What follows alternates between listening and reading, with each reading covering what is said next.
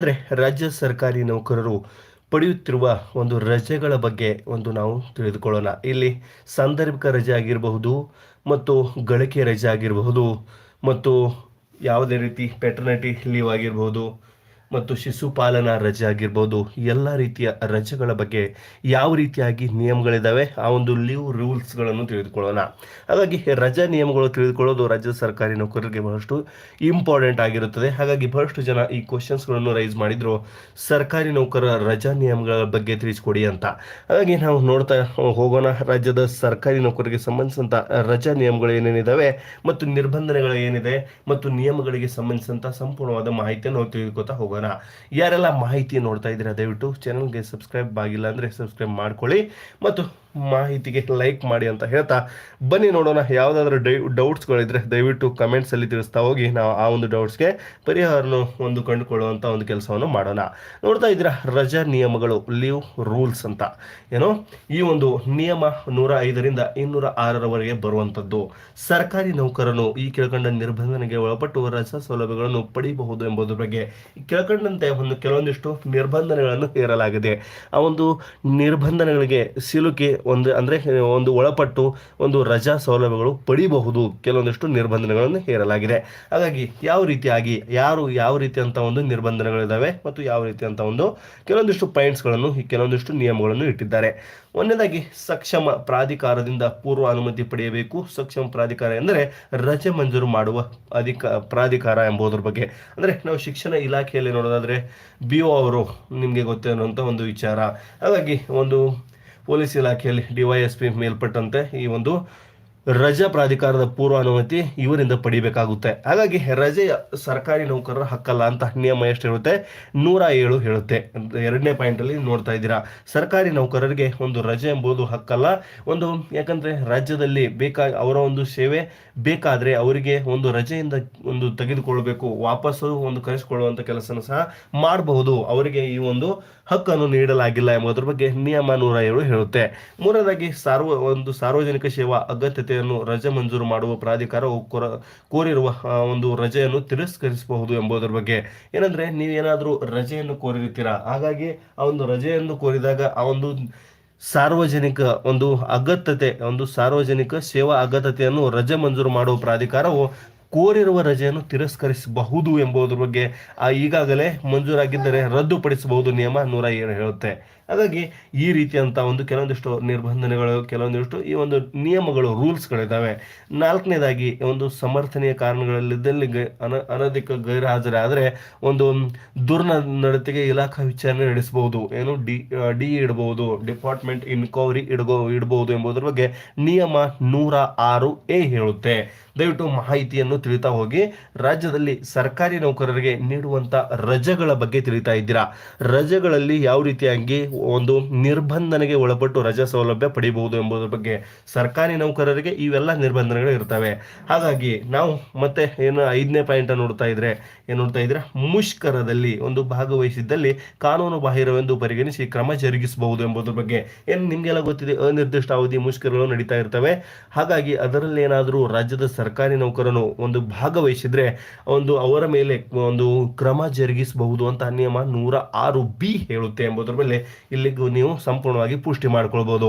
ಮತ್ತು ಮುಷ್ಕರದಲ್ಲಿ ಭಾಗವಹಿಸಿದ ದಿನಾಂಕದಂದು ನೌಕರನ ಲೆಕ್ಕದಲ್ಲಿರುವ ಗಳಿಕೆ ರಜೆ, ಅರ್ಧ ವೇತನ ರಜೆ, ಎಲ್ಲ ರಜೆ ಸರ್ಕಾರ ಮುಟ್ಟುಗೋಲಾಗುವುದು ಎಂಬುದರ ಬಗ್ಗೆ. ಏನಂದ್ರೆ ನೀವು ಮುಷ್ಕರದಲ್ಲಿ ಭಾಗವಹಿಸಿದ್ರೆ ಆ ಒಂದು ದಿನಾಂಕದಂದು ಗಳಿಕೆ ರಜೆ ಅಂದ್ರೆ EL ರಜೆ, ಅರ್ಧ ವಾರ್ಷಿಕ ರಜೆ, ಎಲ್ಲ ರಜೆ ಸರ್ಕಾರ ಮುಟ್ಟುಗೋಲು ಮಾಡಬಹುದು ಎಂಬುದರ ಬಗ್ಗೆ ಮಾಹಿತಿ ಕ್ಲಿಯರ್ ಕಟ್ ಆಗಿ ಬರ್ತಾ ಇದೆ. ಹಾಗಾಗಿ 6ನೇ ಪಾಯಿಂಟ್ ಅನ್ನಾಗಿ 4 ತಿಂಗಳಿಗೂ ಮೀರಿದ ಅನಧಿಕೃತ ಗೈರು ಹಾಜರಾದ ನೌಕರನನ್ನು KCS CCA ನಿಯಮ 1957 ರೀತಿ ವಿಚಾರಣೆಗೊಳಿಸಿ ಸೇವೆಯಿಂದ ವಜಾಗೊಳಿಸಬಹುದು ಅಂತ ಇಲ್ಲಿ ನಿಯಮ 108 ಹೇಳುತ್ತೆ. ದಯವಿಟ್ಟು ಮಾಹಿತಿ ನೋಡ್ತಾ ಇದ್ದೀರಾ, ಚಾನಲ್ಗೆ ಸಬ್ಸ್ಕ್ರೈಬ್ ಮಾಡ್ಕೊಂಡಿಲ್ಲ ಅಂದರೆ ಸಬ್ಸ್ಕ್ರೈಬ್ ಮಾಡ್ಕೊಳ್ಳಿ ಮತ್ತು ಮಾಹಿತಿ ಶೇರ್ ಮಾಡಿ, ಎಲ್ಲರಿಗೂ ಗೊತ್ತಾಗಬೇಕು. ಸರ್ಕಾರಿ ನೌಕರರಿಗೆ ಸಂಬಂಧಿಸಿದಂಥ ಬಹಳ ಇಂಪಾರ್ಟೆಂಟ್ ರಜೆಗಳ ಬಗ್ಗೆ ನಾವು ಡಿಸ್ಕಷನ್ ಮಾಡ್ತಾ ಇದ್ದೀವಿ.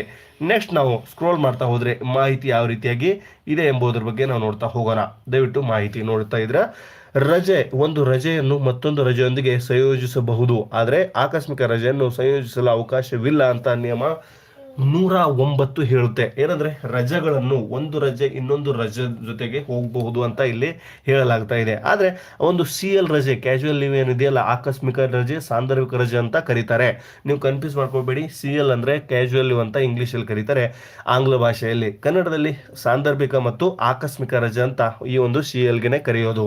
ಹಾಗಾಗಿ ಈ ಒಂದು ಆಕಸ್ಮಿಕ ರಜೆಯನ್ನು ಬೇರೆ ರಜೆಗಳ ಜೊತೆಗೆ ಸಂಯೋಜನೆ ಮಾಡೋದಕ್ಕೆ ಬರೋದಿಲ್ಲ ಅಂತ ನಿಯಮ 109 ಹೇಳುತ್ತೆ. ಇಲ್ಲಿ ಕ್ಲಿಯರ್ ಕಟ್ ಆಗಿ ದಯವಿಟ್ಟು ಮಾಹಿತಿ ನಿಮಗೆ ಇನ್ಶೋರ್ ಆಗಿರಬೇಕು. ಹಾಗೆ ವಿವಿಧ ಬಗೆಯ ರಜೆಗಳ ಬಗ್ಗೆ ತಿಳಿದುಕೊಳ್ಳೋಣ. ಏನೇ ಒಂದನೇದಾಗಿ ನಾನು ಅವಾಗಲೇ ಹೇಳಿದಾಗೆ ಸಾಂದರ್ಭಿಕ ರಜೆ ಅಂದ್ರೆ ಆಕಸ್ಮಿಕ ರಜೆ, CL ರಜೆ, ಅನುಬಂಧ B ಅಲ್ಲಿ ಹೇಳುತ್ತೆ. ಮತ್ತೆ ಎರಡನೇದಾಗಿ ವಿವಿಧ ರಜೆಗಳ ಬಗ್ಗೆ ತಿಳಿತಾ ಇದೀವಿ. ಸಾಂದರ್ಭಿಕ ರಜೆ, ಎರಡನೇದಾಗಿ ವಿಶೇಷ ಸಾಂದರ್ಭಿಕ ರಜೆ ಅನುಬಂಧ B ಅಲ್ಲಿ. ಮೂರನೇದು ಗಳಿಕೆ ರಜಾ, ನಿಯಮ ಎಷ್ಟು? 112ರಲ್ಲಿ ಬಿಡುವು ರಹಿತ ಇಲಾಖೆ, ನಿಯಮ 13ರಲ್ಲಿ ಬಿಡುವು ಸಹಿತ ಇಲಾಖೆ ಅಂತ.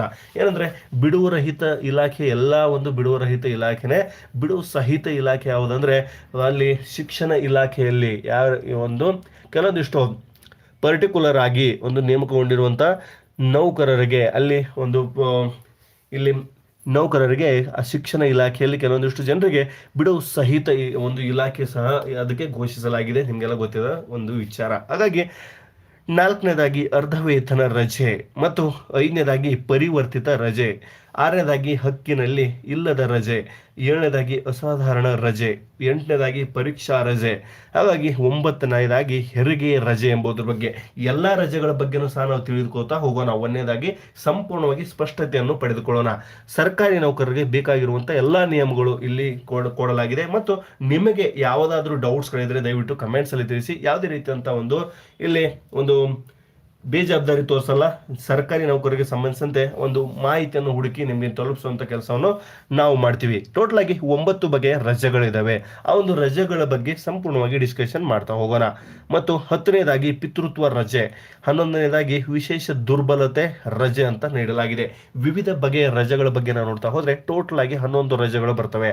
ಆ ಒಂದು ರಜೆಗಳಲ್ಲಿ ನೀವು ನೋಡ್ತಾ ಇದ್ರೆ ಸಾಂದರ್ಭಿಕ ರಜೆ, ವಿಶೇಷ ಸಾಂದರ್ಭಿಕ ರಜೆ, ಗಳಿಕೆ ರಜೆ, ಅರ್ಧ ವೇತನ ರಜೆ, ಪರಿವರ್ತಿತ ರಜೆ, ಹಕ್ಕಿನಲ್ಲಿ ಇಲ್ಲದ ರಜೆ ಮತ್ತು ಅಸಾಧಾರಣ ರಜೆ, ಪರೀಕ್ಷಾ ರಜೆ, ಹೆರಿಗೆ ರಜೆ, ಪಿತೃತ್ವ ರಜೆ ಮತ್ತು ವಿಶೇಷ ದುರ್ಬಲತೆ ರಜೆ ಅಂತ ನೀಡಲಾಗಿದೆ. ಆ ಒಂದು ನಿಯಮಗಳನ್ನು ಸಹ ನೀವು ಮುಂಭಾಗದಲ್ಲಿ ನೋಡಬಹುದು. ಅದರ ಜೊತೆಗಾಗಿನೇ ಮೊನ್ನೆದಾಗಿ ನಾವು ಒಂದೊಂದಾಗಿ ವಿಶ್ಲೇಷಣೆಯನ್ನು ಮಾಡ್ತಾ ಹೋಗೋಣ.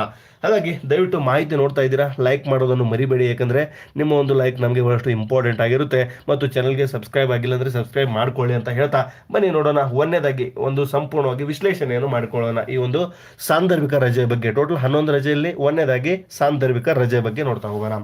ಮತ್ತು ಒಂದನೇದಾಗಿ ಸಾಂದರ್ಭಿಕ ರಜೆ ಅಂದ್ರೆ CL ರಜೆ, ಆಕಸ್ಮಿಕ ರಜೆ ಅಂತ ಕರೀತಾರೆ.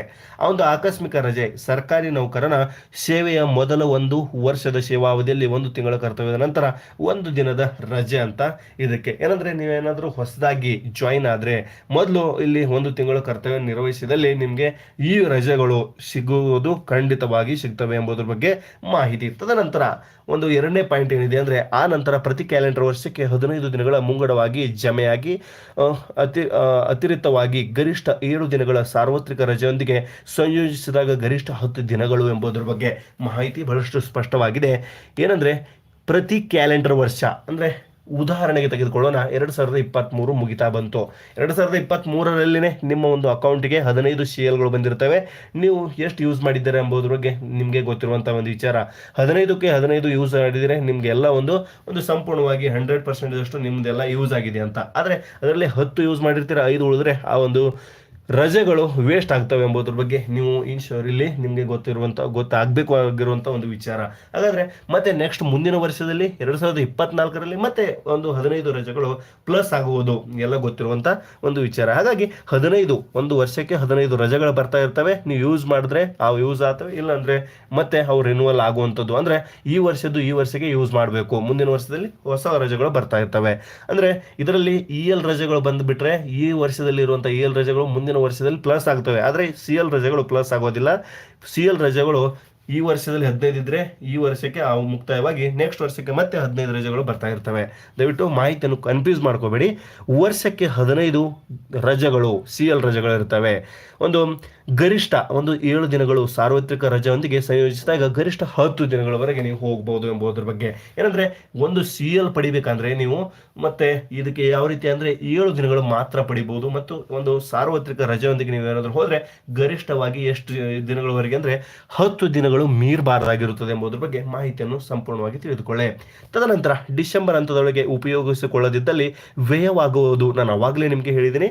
3ನೇ ಪಾಯಿಂಟ್ ನೀವು ನೋಡ್ತಾ ಇದ್ರೆ ಡಿಸೆಂಬರ್ ಅಂತ್ಯದೊಳಗೆ ಉಪಯೋಗಿಸದಿದ್ದಲ್ಲಿ ವ್ಯಯವಾಗುವುದು, ಅಂದ್ರೆ ಈ ಒಂದು ರಜೆಗಳು ವ್ಯಯ ಆಗ್ತವೆ ಎಂಬುದರ ಬಗ್ಗೆ. ಮತ್ತು 5ನೇದಾಗಿ ಇತರೆ ರಜೆಗಳೊಂದಿಗೆ ಸಂಯೋಜಿಸಲು ಅವಕಾಶವಿಲ್ಲ. ಸಾರ್ವತ್ರಿಕ ರಜೆ ನಿರ್ಬಂಧಿತ ರಜೆಯೊಂದಿಗೆ ಸಂಯೋಜಿಸಬಹುದು ಎಂಬುದರ ಬಗ್ಗೆ ನೋಡ್ತಾ ಇದ್ದೀರಾ. ಇತರೆ ರಜೆಗಳೊಂದಿಗೆ ಈ ಒಂದು ರಜೆಗಳು ಸಂಯೋಜಿಸಲು ಅವಕಾಶ ಇಲ್ಲ ಅಂತ ಸ್ಪಷ್ಟಪಡಿಸಲಾಗಿದೆ. ಹಾಗಾಗಿ ಸಾರ್ವತ್ರಿಕ ರಜೆಯೊಂದಿಗೆ ನಿರ್ಬಂಧಿತ ರಜೆಯೊಂದಿಗೆ ಸಂಯೋಜಿಸಬಹುದು. ಯಾವ ರಜೆಯೊಂದಿಗೆ ಈ ಒಂದು CL ಅನ್ನು ಸಂಯೋಜಿಸಬಹುದು ಅಂದ್ರೆ ನಿರ್ಬಂಧಿತ ರಜೆಯೊಂದಿಗೆ. ಅದರ ಮಾಹಿತಿಯನ್ನು ಸಹ ಮುಂದೆ ನಾವು ತಿಳಿತಾ ಹೋಗೋಣ. ದಯವಿಟ್ಟು ಮಾಹಿತಿ ಬಹಳಷ್ಟು ಲೆಂತ್ ಆಗಲಿದೆ. ಮಾಹಿತಿ ಸಂಪೂರ್ಣವಾಗಿ ನೋಡಿ, ನಿಮ್ಮ ಎಲ್ಲ ಒಂದು ಡೌಟ್ಸ್ಗಳನ್ನು ಕ್ಲಿಯರ್ ಆಗ್ತವೆ ಈ ಒಂದು ವಿಡಿಯೋದಲ್ಲಿ ಎಂಬುದರ ಬಗ್ಗೆ ನಾವು ಇನ್ಶೂರ್ ಇದ್ದೀವಿ. ಹಾಗಾದ್ರೆ ಮುಂದೆ ಏನು 6ನೇ ಒಂದು ಪಾಯಿಂಟ್ ಅಂದ್ರೆ ಕೊನೆಯ ಪಾಯಿಂಟ್, ಕಚೇರಿ ಮುಖ್ಯಾಧಿಕಾರಿ ಮಂಜೂರಾತಿ ಪ್ರಾಧಿಕಾರ. ಇದಕ್ಕೆ ಯಾವ ರೀತಿ ಹೈಯರ್ ಒಂದು ಪ್ರಾಧಿಕಾರ ಬೇಕಾಗಿಲ್ಲ. ಕಚೇರಿಯಲ್ಲಿ ಯಾರು ಮುಖ್ಯಸ್ಥರು ಇರ್ತಾರೆ ಅವರು, ಶಾಲೆಯಲ್ಲಿ ಪ್ರಿನ್ಸಿಪಾಲ್ ಅವರು ಮಾಡ್ತಾರೆ. ಮತ್ತೆ ಪೊಲೀಸ್ ಸ್ಟೇಷನ್ ಅಲ್ಲಿ ಯಾರೆಲ್ಲ ಸಬ್ ಇನ್ಸ್ಪೆಕ್ಟರ್ ಆಗಿರ್ಬೋದು, ಇನ್ಸ್ಪೆಕ್ಟರ್ ಅವರು ಆಗಿರ್ಬೋದು, ಯಾರು ಇನ್ಚಾರ್ಜ್ ಇರ್ತಾರೆ ಅವರು ಈ ಒಂದು ರಜೆಗಳನ್ನು ಮಂಜೂರು ಮಾಡ್ತಾರೆ, CL ರಜೆಗಳು. ದಯವಿಟ್ಟು ಮಾಹಿತಿ ನಿಮಗೆ ಇಷ್ಟು ಒಂದು ಸಂಪೂರ್ಣವಾಗಿ ತಿಳಿದಿರಬೇಕು. CL ಬಗ್ಗೆ ಈಗ ತಿಳಿದುಕೊಂಡಿದ್ದೀರಾ. ಈಗ ಗಳಿಕೆ ರಜೆ ಬಿಡುವು ಇಲ್ಲದ ನೌಕರರಿಗೆ ಎಂಬುದರ ಬಗ್ಗೆ ಮಾಹಿತಿ ಬರ್ತಾ ಇದೆ. ಇಲ್ಲಿ ನೋಡ್ತಾ ಇದ್ದೀರಾ ಗಳಿಕೆ ರಜೆ ಬಗ್ಗೆ, EL ಬಗ್ಗೆ ನೋಡ್ತಾ ಇದ್ದೀರಾ. EL ಬಗ್ಗೆ ನಾವು ನೋಡ್ತಾ ಹೋದ್ರೆ ಬಿಡುವು ಇಲ್ಲದ ನೌಕರರಿಗೆ ಅಂತ. ಒಂದನೇದಾಗಿ ಸರ್ಕಾರಿ ನೌಕರರನ್ನು ಕರ್ತವ್ಯದ ಅವಧಿಯಲ್ಲಿ ಗಳಿಸಿದ ರಜೆ ಪ್ರತಿ ಕ್ಯಾಲೆಂಡರ್ ಅರ್ಧ ವರ್ಷದ ಪ್ರಾರಂಭದ ದಿನಾಂಕದಂದು ಪ್ರತಿ ಜನವರಿ 1 ಮತ್ತು ಜುಲೈ 1ರಂದು ಮುಂಗಡ 15 ದಿನಗಳು ಲೆಕ್ಕಕ್ಕೆ ಜಮಾ ಎಂಬುದರ ಬಗ್ಗೆ. EL ಬಗ್ಗೆ ನಾವು ಮಾತಾಡ್ತಾ ಇದ್ದೀವಿ. ದಯವಿಟ್ಟು ಕನ್ಫ್ಯೂಸ್ ಮಾಡ್ಕೋಬೇಡಿ. CL ಮುಗಿದೋಗಿದೆ. ಈಗ EL ಬಗ್ಗೆ ಮಾತಾಡ್ತಾ ಇದ್ದೀವಿ. ಗಳಿಕೆ ರಜೆ ಅಂತಾರೆ ಅದಕ್ಕೆ. ಬಿಡುವು ಇಲ್ಲದ ನೌಕರರಿಗೆ ಎರಡು ರೀತಿ ಬರ್ತವೆ ಇದರಲ್ಲಿ. ಗಳಿಕೆ ರಜೆಯಲ್ಲಿ ಬಿಡುವು ಇಲ್ಲದ ಮತ್ತು ಬಿಡುವು ರಹಿತ ಮತ್ತು ಬಿಡುವು ಸಹಿತ ಅಂತ ಬರುತ್ತೆ. ಇದರಲ್ಲಿ ಬಿಡುವು ಇಲ್ಲದ ನೌಕರರಿಗೆ ಅಂತ ನಾವು ಮೊದಲನೇದಾಗಿ ನೋಡ್ತಾ ಹೋಗೋಣ. ಏನಿದೆ ಅಂದ್ರೆ 1ನೇ ಪಾಯಿಂಟ್ ಅನ್ನೋದು, ಸರ್ಕಾರಿ ನೌಕರನು ಕರ್ತವ್ಯದ ಅವಧಿಯಲ್ಲಿ ಗಳಿಸಿದ ಪ್ರತಿ ಕ್ಯಾಲೆಂಡರ್ ಅರ್ಧ ವರ್ಷದ ಪ್ರಾರಂಭದ ದಿನಾಂಕದಂದು ಪ್ರತಿ ಜನವರಿ 1 ಮತ್ತು ಜುಲೈ 1 ಮುಂಗಡ 15 ದಿನದ ಲೆಕ್ಕಕ್ಕೆ ಜಮಾ ಆಗುತ್ತದೆ ಎಂಬುದರ ಬಗ್ಗೆ. ಪ್ರತಿ ವರ್ಷಕ್ಕೆ 2 ಬಾರಿ ಜಮಾ ಆಗುವಂಥದ್ದು ಒಂದು ರಜೆಗಳು 15 ದಿನಗಳ ಲೆಕ್ಕಕ್ಕೆ. ಮತ್ತು 2ನೇ ಪಾಯಿಂಟ್, ಹೊಸದಾಗಿ ಲೆಕ್ಕಕ್ಕೆ ಒಂದು ಕೆಲಸಕ್ಕೆ ಯಾವುದೇ ಕ್ಯಾಲೆಂಡರ್ ಅರ್ಧ ವರ್ಷದಲ್ಲಿ ಸೇರಿದಾಗ ಪ್ರತಿ ಪೂರ್ಣಗೊಂಡ ಒಂದು ತಿಂಗಳಿಗೆ 2.5 ತಿಂಗಳಿಗೆ ಒಂದು ದಿನದಂತೆ ಮುಂದಿನ ಅರ್ಧ ವರ್ಷದ ಪ್ರಾರಂಭದ ದಿನದಿಂದ ಹಿಂದಿನ ಒಂದು ದಿನದ ಮೇರೆಗೆ ಲೆಕ್ಕಾಚಾರ ಮಾಡಬೇಕು. ಮುಂದಿನ ಅರ್ಧ ವರ್ಷದ ಆರಂಭದ ದಿನದಂದು ಮುಂಗಡವಾಗಿ 15 ದಿನಕ್ಕೆ ಲೆಕ್ಕಕ್ಕೆ ಜಮೆ ಆಗುತ್ತದೆ. ಇದೇ ರೀತಿ ಮರಣ ನಿವೃತ್ತಿ ಆಗುವವರೆಗೂ ಒಂದು ದಿನಗಳಂತೆ ಲೆಕ್ಕಾಚಾರ ಮಾಡಬೇಕು ಎಂಬುದರ ಬಗ್ಗೆ. ನೀವು ಯಾವಾಗಿನಿಂದ ಸೇರಿರ್ತೀರಾ ಆ ಒಂದು ಸೇರಿರುವ ದಿನಾಂಕದಂದು ಈ ರೀತಿ ಅಂತ ಒಂದು ಲೆಕ್ಕಾಚಾರ ಮಾಡತಕ್ಕದ್ದು. 3ನೇದಾಗಿ ಕರ್ತವ್ಯವಲ್ಲದ ಅವಧಿಯ ಪ್ರತಿ 10 ದಿನಗಳಿಗೆ 1 ದಿನದ ರಜೆ ಮುಂದಿನ ಅರ್ಧ ವರ್ಷದ ಅವಧಿಯಲ್ಲಿ ಲೆಕ್ಕಕ್ಕೆ ನೀಡುವಾಗ ಮಿತಿಗೊಳಿಸಬೇಕು ಎಂಬುದರ ಬಗ್ಗೆ. ಇಲ್ಲಿ ಕೆಲವೊಂದಿಷ್ಟು ನಿರ್ಬಂಧನೆಗಳು, ಕೆಲವೊಂದಿಷ್ಟು ಪಾಯಿಂಟ್ಸ್ಗಳನ್ನು ನೀಡಿದ್ದಾರೆ. ಲೆಕ್ಕದಲ್ಲಿ ಹೊಂದಿಸಬಹುದಾದ ಗರಿಷ್ಠ ಮಿತಿ 240 ಪ್ಲಸ್ 15 ದಿನಗಳನ್ನು ಕ್ಯಾಲೆಂಡರ್ ಅರ್ಧ ವರ್ಷದ ಒಳಗಾಗಿ ಉಪಯೋಗಿಸಿದರೆ ಲ್ಯಾಪ್ಸ್ ಆಗಬಹುದು ಎಂಬುದರ ಬಗ್ಗೆ. ಲೆಕ್ಕಕ್ಕೆ ಹೊಂದಿಸಬಹುದಾದರೆ ಗರಿಷ್ಠ ಮಿತಿ ಎಷ್ಟಿದೆ ಅಂದ್ರೆ 240 ಪ್ಲಸ್ 15 ಎಂಬುದರ ಬಗ್ಗೆ. ಹಾಗಾಗಿ ಅರ್ಧಾರ್ಪಣೆ ಮತ್ತು ನಗದೀಕರಣ ಸೌಲಭ್ಯಗಳು ಇರ್ತವೆ. ನಿಮಗೆಲ್ಲ ಗೊತ್ತಿದೆ ಈಗಾಗಲೇ. ಈ ಒಂದು ಪಾಯಿಂಟ್ ಬಹಳಷ್ಟು ಇಂಪಾರ್ಟೆಂಟ್ ಆಗಿದೆ.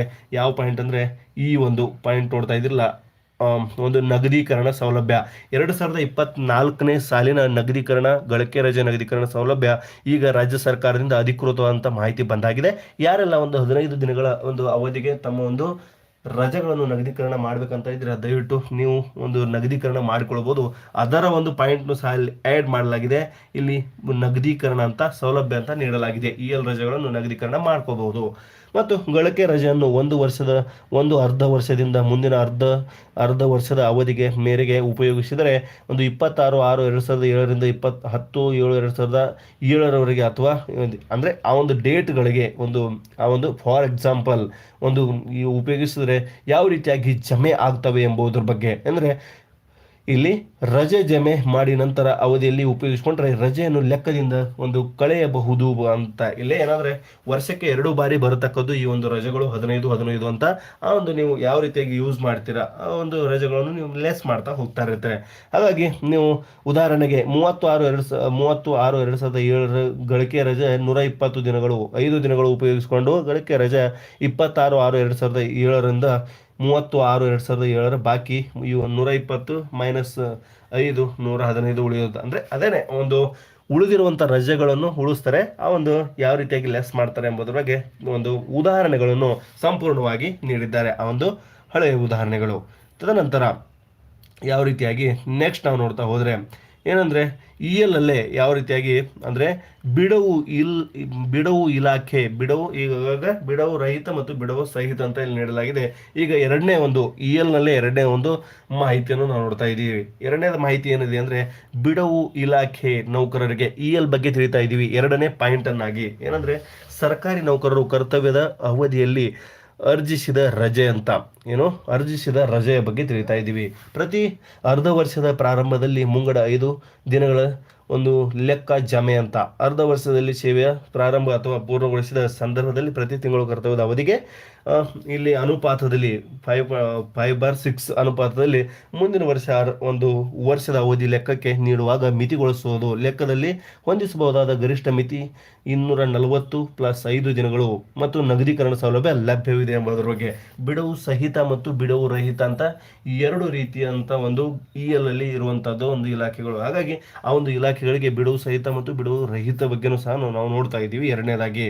ಮತ್ತು ಈಗ ನಾವು ನೋಡೋಣ ನಿಯಮ 118 ಗಳಿಕೆ ರಜೆ ನಗದೀಕರಣ ಸೌಲಭ್ಯ. ಬಹಳಷ್ಟು ಇಂಪಾರ್ಟೆಂಟ್ ಆಗಿದೆ. ಏನಂದರೆ ಸರ್ಕಾರಿ ನೌಕರರು ಯಾರೆಲ್ಲ ಮಾಹಿತಿ ನೋಡ್ತಾ ಇದ್ದಾರೆ ದಯವಿಟ್ಟು ಮಾಹಿತಿಯನ್ನು ಲೈಕ್ ಮಾಡಿ.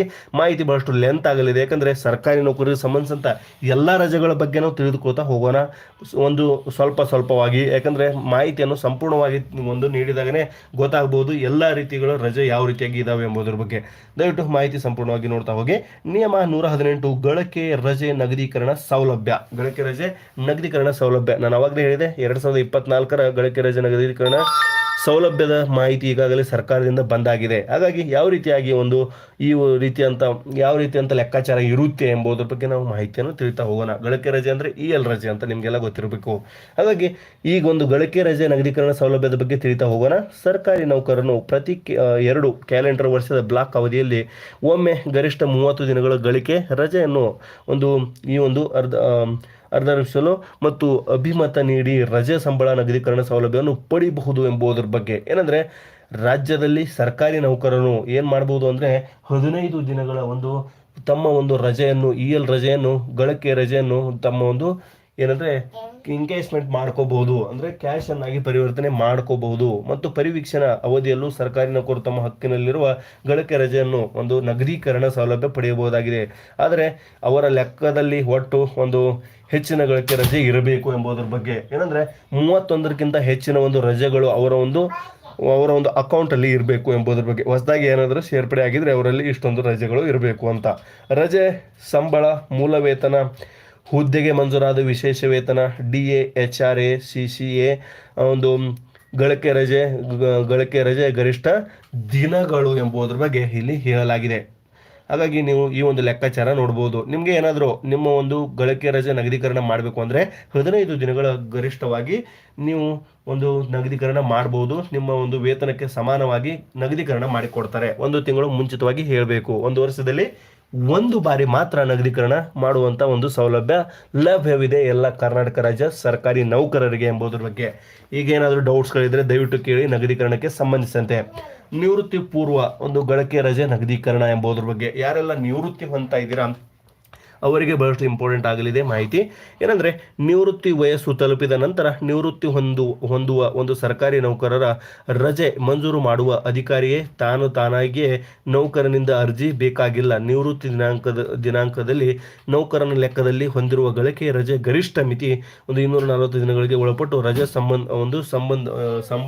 ಸಂಬಳವನ್ನು ಮಂಜೂರು ಮಾಡಬೇಕು. ನಿಯಮ 118(a)(1) ಮನೆ ಬಾಡಿಗೆ ಭತ್ಯೆ ಮತ್ತು ನಗರ ಪರಿಹಾರ ಭತ್ಯೆಯು ಈ ರಜೆ ಸಂಬಳದಲ್ಲಿ ಸೇರ್ಪಡೆಯಾಗುವುದಿಲ್ಲ ಎಂಬುದರ ಬಗ್ಗೆ ಎನ್ಶೋರ್ ಮಾಡ್ಕೋಬಹುದು. ನೋಡ್ತಾ ಇದ್ದೀರಾ, ರಜೆ ಸಂಬಳ, ಮೂಲ ವೇತನ, ನಿಮ್ಮ DA ಮೂಲ ವೇತನ ಅಂದರೆ ಬೇಸಿಕ್ ಸ್ಯಾಲ್ರಿ ಮತ್ತು ಒಂದು DA ತುಟ್ಟಿ ಭತ್ಯೆ, ನಿವೃತ್ತಿ ಮರಣ ದಿನಾಂಕ ಲೆಕ್ಕದಲ್ಲಿರುವ ಗಳಿಕೆ ರಜೆ ಗರಿಷ್ಠ 240, ಈಗ 300 ದಿನಗಳನ್ನು ಮಾಡಿದ್ದಾರೆ ಎಂಬುದರ ಬಗ್ಗೆ ಮಾಹಿತಿಯನ್ನು ಈಗ ಹೊಸದಾಗಿ ಅಪ್ಡೇಟ್ ಆಗಿದೆ. ಮತ್ತು ನಿವೃತ್ತಿ ನೌಕರರ ವಿರುದ್ಧ ದುರ್ನಡತೆ ಅಥವಾ ಆರೋಪಗಳ ಸಂಬಂಧ ವಿಚಾರಣೆಗಾಗಿ ಒಂದು ನಿರ್ಬಂಧನೆಯಲ್ಲಿದ್ದು ಅಥವಾ ಶಿಸ್ತಿನ ವಿಚಾರಣೆಯಲ್ಲಿ ಒಂದು ಇತ್ಯರ್ಥವಾಗಿಯೇ ಬಾಕಿ ಉಳಿದಿದ್ದ ನಿವೃತ್ತಿ ನೌಕರನಿಂದ ಪ್ರಕರಣದ ಇತ್ಯರ್ಥವಾದ ನಂತರ ಸರ್ಕಾರಕ್ಕೆ ಉಂಟಾದ ಆರ್ಥಿಕ ನಷ್ಟ ಒಂದು ಪರಿಹಾರ ಅರ್ಥವಾಗಿ ಹಣದ ವಸೂಲಾತಿಯು ಅಗತ್ಯವಿರುವುದೆಂದು ತಿಳಿದು ಬಂದರೆ ನೌಕರನಿಗೆ ಮುಂದಿನ ಒಂದು ಕ್ರಮಗಳು ಏನಂದರೆ ಯಾವ ರೀತಿಯಾಗಿ ಇದಾವೆ ಎಂಬುದರ ಬಗ್ಗೆ. ಏನಾದರೂ ಡಿಗೆ ಇಟ್ಟಿದ್ರೆ ಕೆಲವೊಂದಿಷ್ಟು ಮತ್ತು ಸರ್ಕಾರಿ ನೌಕರರಿಂದ ಲೋಪದೋಷಗಳು ಕಂಡು ಬಂದಿದ್ರೆ ಅದರ ಬಗ್ಗೆನೂ ಸಹ ಇಲ್ಲಿಷ್ಟು ಎಲ್ಲ ಕನ್ಫರ್ಮೇಷನ್ ಮಾಡಿಕೊಳ್ತಾರೆ ಎಂಬುದರ ಬಗ್ಗೆ. ಇದು ಯಾವ ರೀತಿ ಅಂದರೆ ನಿವೃತ್ತಿ ಪೂರ್ವ ಗಳಿಕೆ ರಜೆ ನಗದೀಕರಣ ಬಗ್ಗೆ ತಿಳಿತಾ ಇದ್ದೀವಿ. ಎಷ್ಟಂದರೆ 300 ದಿನಗಳು ನಿವೃತ್ತಿ ಪೂರ್ವವಾಗಿ ಗಳಿಕೆ ರಜೆಯನ್ನಾಗಿ ಪರಿವರ್ತನೆ ಮಾಡಿಕೊಳ್ಳಬಹುದು. ನೌಕರನ ಮೂಲ ವೇತನ ಮತ್ತು DA ಮತ್ತು ಅವನ ಒಂದು HRA ಅಲ್ಲಿ ಆ್ಯಡ್ ಆಗುತ್ತೆ ಎಂಬುದರ ಬಗ್ಗೆ. ಏನಂದರೆ ಇಲ್ಲಿ ಮನೆ ಬಾಡಿಗೆ ಭತ್ಯೆ ಮತ್ತು ನಗರ ಪರಿಹಾರ ಭತ್ಯೆ ಈ ರಜೆ ಸಂಬಳದಲ್ಲಿ ಸೇರ್ಪಡೆ ಆಗೋದಿಲ್ಲ ಅಂತ ಇಲ್ಲಿ ನೀವು ಎನ್ಶೋರ್ ಮಾಡ್ಕೊಳ್ಳಿ. ಯಾಕಂದರೆ ಮನೆ ಬಾಡಿಗೆ ಭತ್ಯೆ ಮತ್ತು ಈ HRA ಮತ್ತು ಏನು ನಗರ ಪರಿಹಾರ ಭತ್ಯೆ ಇರುತ್ತಲ್ಲ ಆ ಒಂದು ಆ್ಯಡ್ ಮಾಡೋದಿಲ್ಲ ಈ ಒಂದು ನಗದೀಕರಣ ಸೌಲಭ್ಯದಲ್ಲಿ ಅಂತ. ಗರಿಷ್ಠವಾಗಿ 300 ದಿನಗಳು ನಗದೀಕರಣ ಮಾಡಿಕೊಡ್ತಾರೆ ನಿವೃತ್ತಿ ಪೂರ್ವ ಗಳಿಕೆ ರಜೆ ಇದ್ದರೆ. ನಿಮ್ಮ ಒಂದು ಗಳಿಕೆ ರಜೆ ನಿಮ್ಮ ಅಕೌಂಟಲ್ಲಿ ಇದ್ದರೆ ಈ ರೀತಿಯಂಥ ಒಂದು ನಗದೀಕರಣ ಸ್ವಯಂ ಪ್ರೇರಿತವಾಗಿ ಅವ್ರು ಮಾಡಿಕೊಡ್ತಾರೆ. ಯಾವ ರೀತಿಯಾಗಿ ಎಂಬುದ್ರ ಬಗ್ಗೆ ಸೂತ್ರವನ್ನು ಸಹ ಇಲ್ಲಿ ನೀಡಲಾಗಿದೆ. ರಜೆ ಸಂಬಳದ ಬಗ್ಗೆ ಮಾಹಿತಿ ನಿಮಗೆ ಇನ್ನೂ ಯಾರಿಗಾದರೂ ನಿವೃತ್ತಿ ಪೂರ್ವ ಗಳಿಕೆ ರಜೆ ಬಗ್ಗೆ ಮಾಹಿತಿ ಇನ್ನೂ ಬೇಕಾದರೆ ದಯವಿಟ್ಟು ಕಮೆಂಟ್ಸಲ್ಲಿ ತಿಳಿಸ್ತಾ ಹೋಗಿ ಯಾವ ರೀತಿಯಂಥ ಒಂದು ಡೌಟ್ಸ್ ಇದೆ ಎಂಬುದರ ಬಗ್ಗೆ. ನೆಕ್ಸ್ಟ್ ನಾವು ಆ ಒಂದು ಉಳಿದಿರುವಂಥ ಮಾಹಿತಿ ಏನಂದರೆ ಪಾವತಿಸಬಹುದಾದ ರಜೆ ಸಂಬಳದ ಪೂರ್ಣ ಒಂದು ಮೊಬೈಲನ್ನು ಭಾಗವಂಶ ತಡೆ ಹಿಡಿದು ಪ್ರಕರಣದ ಇತ್ಯರ್ಥವಾದ ನಂತರ ನೌಕರನಿಗೆ ವಸೂಲು ಮಾಡಬೇಕಾದಂಥ ಮೊಬೈಲನ್ನು ಹೊಂದಾಣಿಕೆ ಮಾಡಿ ಉಳಿದ ಮೊಬೈಲನ್ನು ಮೊಬೈಲ್ಗಳು ಅಂತ ಏನೋ ಹೇಳಿದರೆ ಪಾವತಿ ಮಾಡಬೇಕು. ನಿಯಮ 118(a)(2) ಅಂತ ಹೇಳಲಾಗಿದೆ. ಏನಂದರೆ ನಾನು ನಿವೃತ್ತಿ ಪೂರ್ವ ನಗದೀಕರಣ ಏನಿದೆಯಲ್ಲ ಅದ್ರ ಬಗ್ಗೆ ಏನಾದರೂ ಇಲಾಖೆ ವಿಚಾರಣೆ ಇದ್ದಿದ್ರೆ ಈ ರೀತಿಯಂಥ ಒಂದು ತಾನು ಸರ್ಕಾರಕ್ಕೆ ನೀಡಬೇಕಾಗಿರುವಂಥ ಒಂದು ಎಲ್ಲ ಮೊತ್ತವನ್ನು ನೀಡಿ ಉಳಿದಿರುವಂಥ ಮೊತ್ತ ಅವರಿಗೆ ಪಾವತಿಸತಕ್ಕದ್ದು ಅಂತ ಹೇಳ್ತಾ ಇದ್ದಾರೆ ನಿಯಮಗಳು. ಅರ್ಧ ವೇತನ ರಜೆಯ ಬಗ್ಗೆ ನಾವು ತಿಳಿತಾ ಹೋಗೋಣ. ಈಗ ಅರ್ಧ ವೇತನ ರಜೆ ಯಾವ ರೀತಿಯಾಗಿ, ಅರ್ಧ ವೇತನ ಅಂದರೆ ಏನು, ಎಷ್ಟು ದಿನಗಳಿಗೆ ಅರ್ಧ ವೇತನ ಇರುತ್ತೆ, ಯಾವ್ಯಾವ ಒಂದು ತಿಂಗಳಿಗೆ ಒಂದು ವರ್ಷಕ್ಕೆ ಎಷ್ಟು ಅರ್ಧ ವೇತನ ಎಂಬುದರ ಬಗ್ಗೆ ಮಾಹಿತಿಯನ್ನು ಸಂಪೂರ್ಣವಾಗಿ ತಿಳಿತಾ ಹೋಗೋಣ. ಅರ್ಧ ವೇತನ ರಜೆ ಬಗ್ಗೆ ಒಂದನೇ ಒಂದು ಪಾಯಿಂಟ್ ಏನಿದೆ ಅಂದರೆ ಪ್ರತಿ ಕ್ಯಾಲೆಂಡರ್ ಅರ್ಧ ವರ್ಷದ ಪ್ರಾರಂಭದಲ್ಲಿ 10 ದಿನಗಳ ರಜೆ ಲೆಕ್ಕಕ್ಕೆ ಜಮೆ ಆಗುತ್ತದೆ ಎಂಬುದರ ಬಗ್ಗೆ. ಈ ರಜೆ ಬೇರೆ, ಈಗ ಮೊದಲು CL ನೋಡಿದ್ದೀವಿ, ತದನಂತರ EL ನೋಡಿದ್ದೀವಿ, earned leave and casual leave ನೋಡಿದ್ದೀವಿ. ಈಗ ಅರ್ಧ ವೇತನ ಹಾಫ್ ಒಂದು ಅಂದರೆ ಅರ್ಧ ವೇತನ, ಹೆಸರಲ್ಲೇ ಅರ್ಧ ವೇತನ ಇದೆ, ಅರ್ಧ ವೇತನ ನೀಡ್ತಾರೆ. ಹಾಗಾಗಿ ಪ್ರತಿ ಕ್ಯಾಲೆಂಡರ್ ಅರ್ಧ ವರ್ಷದ ಪ್ರಾರಂಭದಲ್ಲಿ 10 ದಿನಗಳ ರಜೆ ಲೆಕ್ಕಕ್ಕೆ ಜಮಾ ಆಗುತ್ತದೆ ಎಂಬುದರ ಬಗ್ಗೆ ಅರ್ಧ ವೇತನ ಬಗ್ಗೆ ತಿಳಿತಾ ಇದ್ದೀವಿ. ಎರಡನೇದಾಗಿ ಅರ್ಧ ವರ್ಷದ ಮಧ್ಯದ ಅವಧಿಯಲ್ಲಿ ಸೇವೆಗೆ ಪ್ರಾರಂಭ ಅಂತ್ಯದೊಳಗೆ ಪ್ರತಿ ಕ್ಯಾಲೆಂಡರ್ ತಿಂಗಳ ಪ್ರತಿ ಸೇವೆಗೆ 5/3 ದರದ ಪ್ರಕಾರ ರಜೆ ಜಮೆ ಆಗುತ್ತದೆ ಅಂತ. ಮತ್ತು ಕರ್ತವ್ಯವಲ್ಲದ ಪ್ರತಿ 18 ದಿನಗಳ ಅವಧಿಗೆ 1 ದಿನದ ರಜೆಯನ್ನು ಮುಂದಿನ ಅರ್ಧ ವರ್ಷದ ಅವಧಿಯಲ್ಲಿ ಲೆಕ್ಕಕ್ಕೆ ನೀಡುವಾಗ ಕಟಾವಣೆ ಮಾಡುವುದು ಎಂಬುದರ ಬಗ್ಗೆ ಇಲ್ಲಿ ಮಾಹಿತಿ ಅರ್ಧ ವೇತನ ರಜೆಯ ಬಗ್ಗೆ ತಿಳಿತಾ ಇದ್ದೀರಾ. ಮತ್ತು ನಾಲ್ಕನೇದಾಗಿ ಲೆಕ್ಕದಲ್ಲಿ ಹೊಂದಿಸಬಹುದಾದ ಅವಧಿಗೆ ಗರಿಷ್ಠ ಮಿತಿ ಇರುವುದಿಲ್ಲ ಎಂಬುದರ ಬಗ್ಗೆ. ಪ್ರತಿ ಕ್ಯಾಲೆಂಡರ್ ವರ್ಷದಲ್ಲಿ ಅಂದರೆ ಪ್ರತಿ ವರ್ಷದಲ್ಲಿ ಒಂದು ಪ್ರಾರಂಭದಲ್ಲಿ 10 ದಿನಗಳ ರಜೆ ಲೆಕ್ಕಕ್ಕೆ ಜಮೆ ಆಗುತ್ತದೆ. ಅಂದರೆ ಒಂದು ವರ್ಷಕ್ಕೆ 10 ದಿನಗಳ ರಜೆ ಜಮೆ ಆಗುತ್ತದೆ ಎಂಬುದರ ಬಗ್ಗೆ ಮಾಹಿತಿ ನಿಮಗೆ ಸ್ಪಷ್ಟವಾಗಬೇಕು ಅರ್ಧ ವೇತನ ರಜೆಯ ಬಗ್ಗೆ.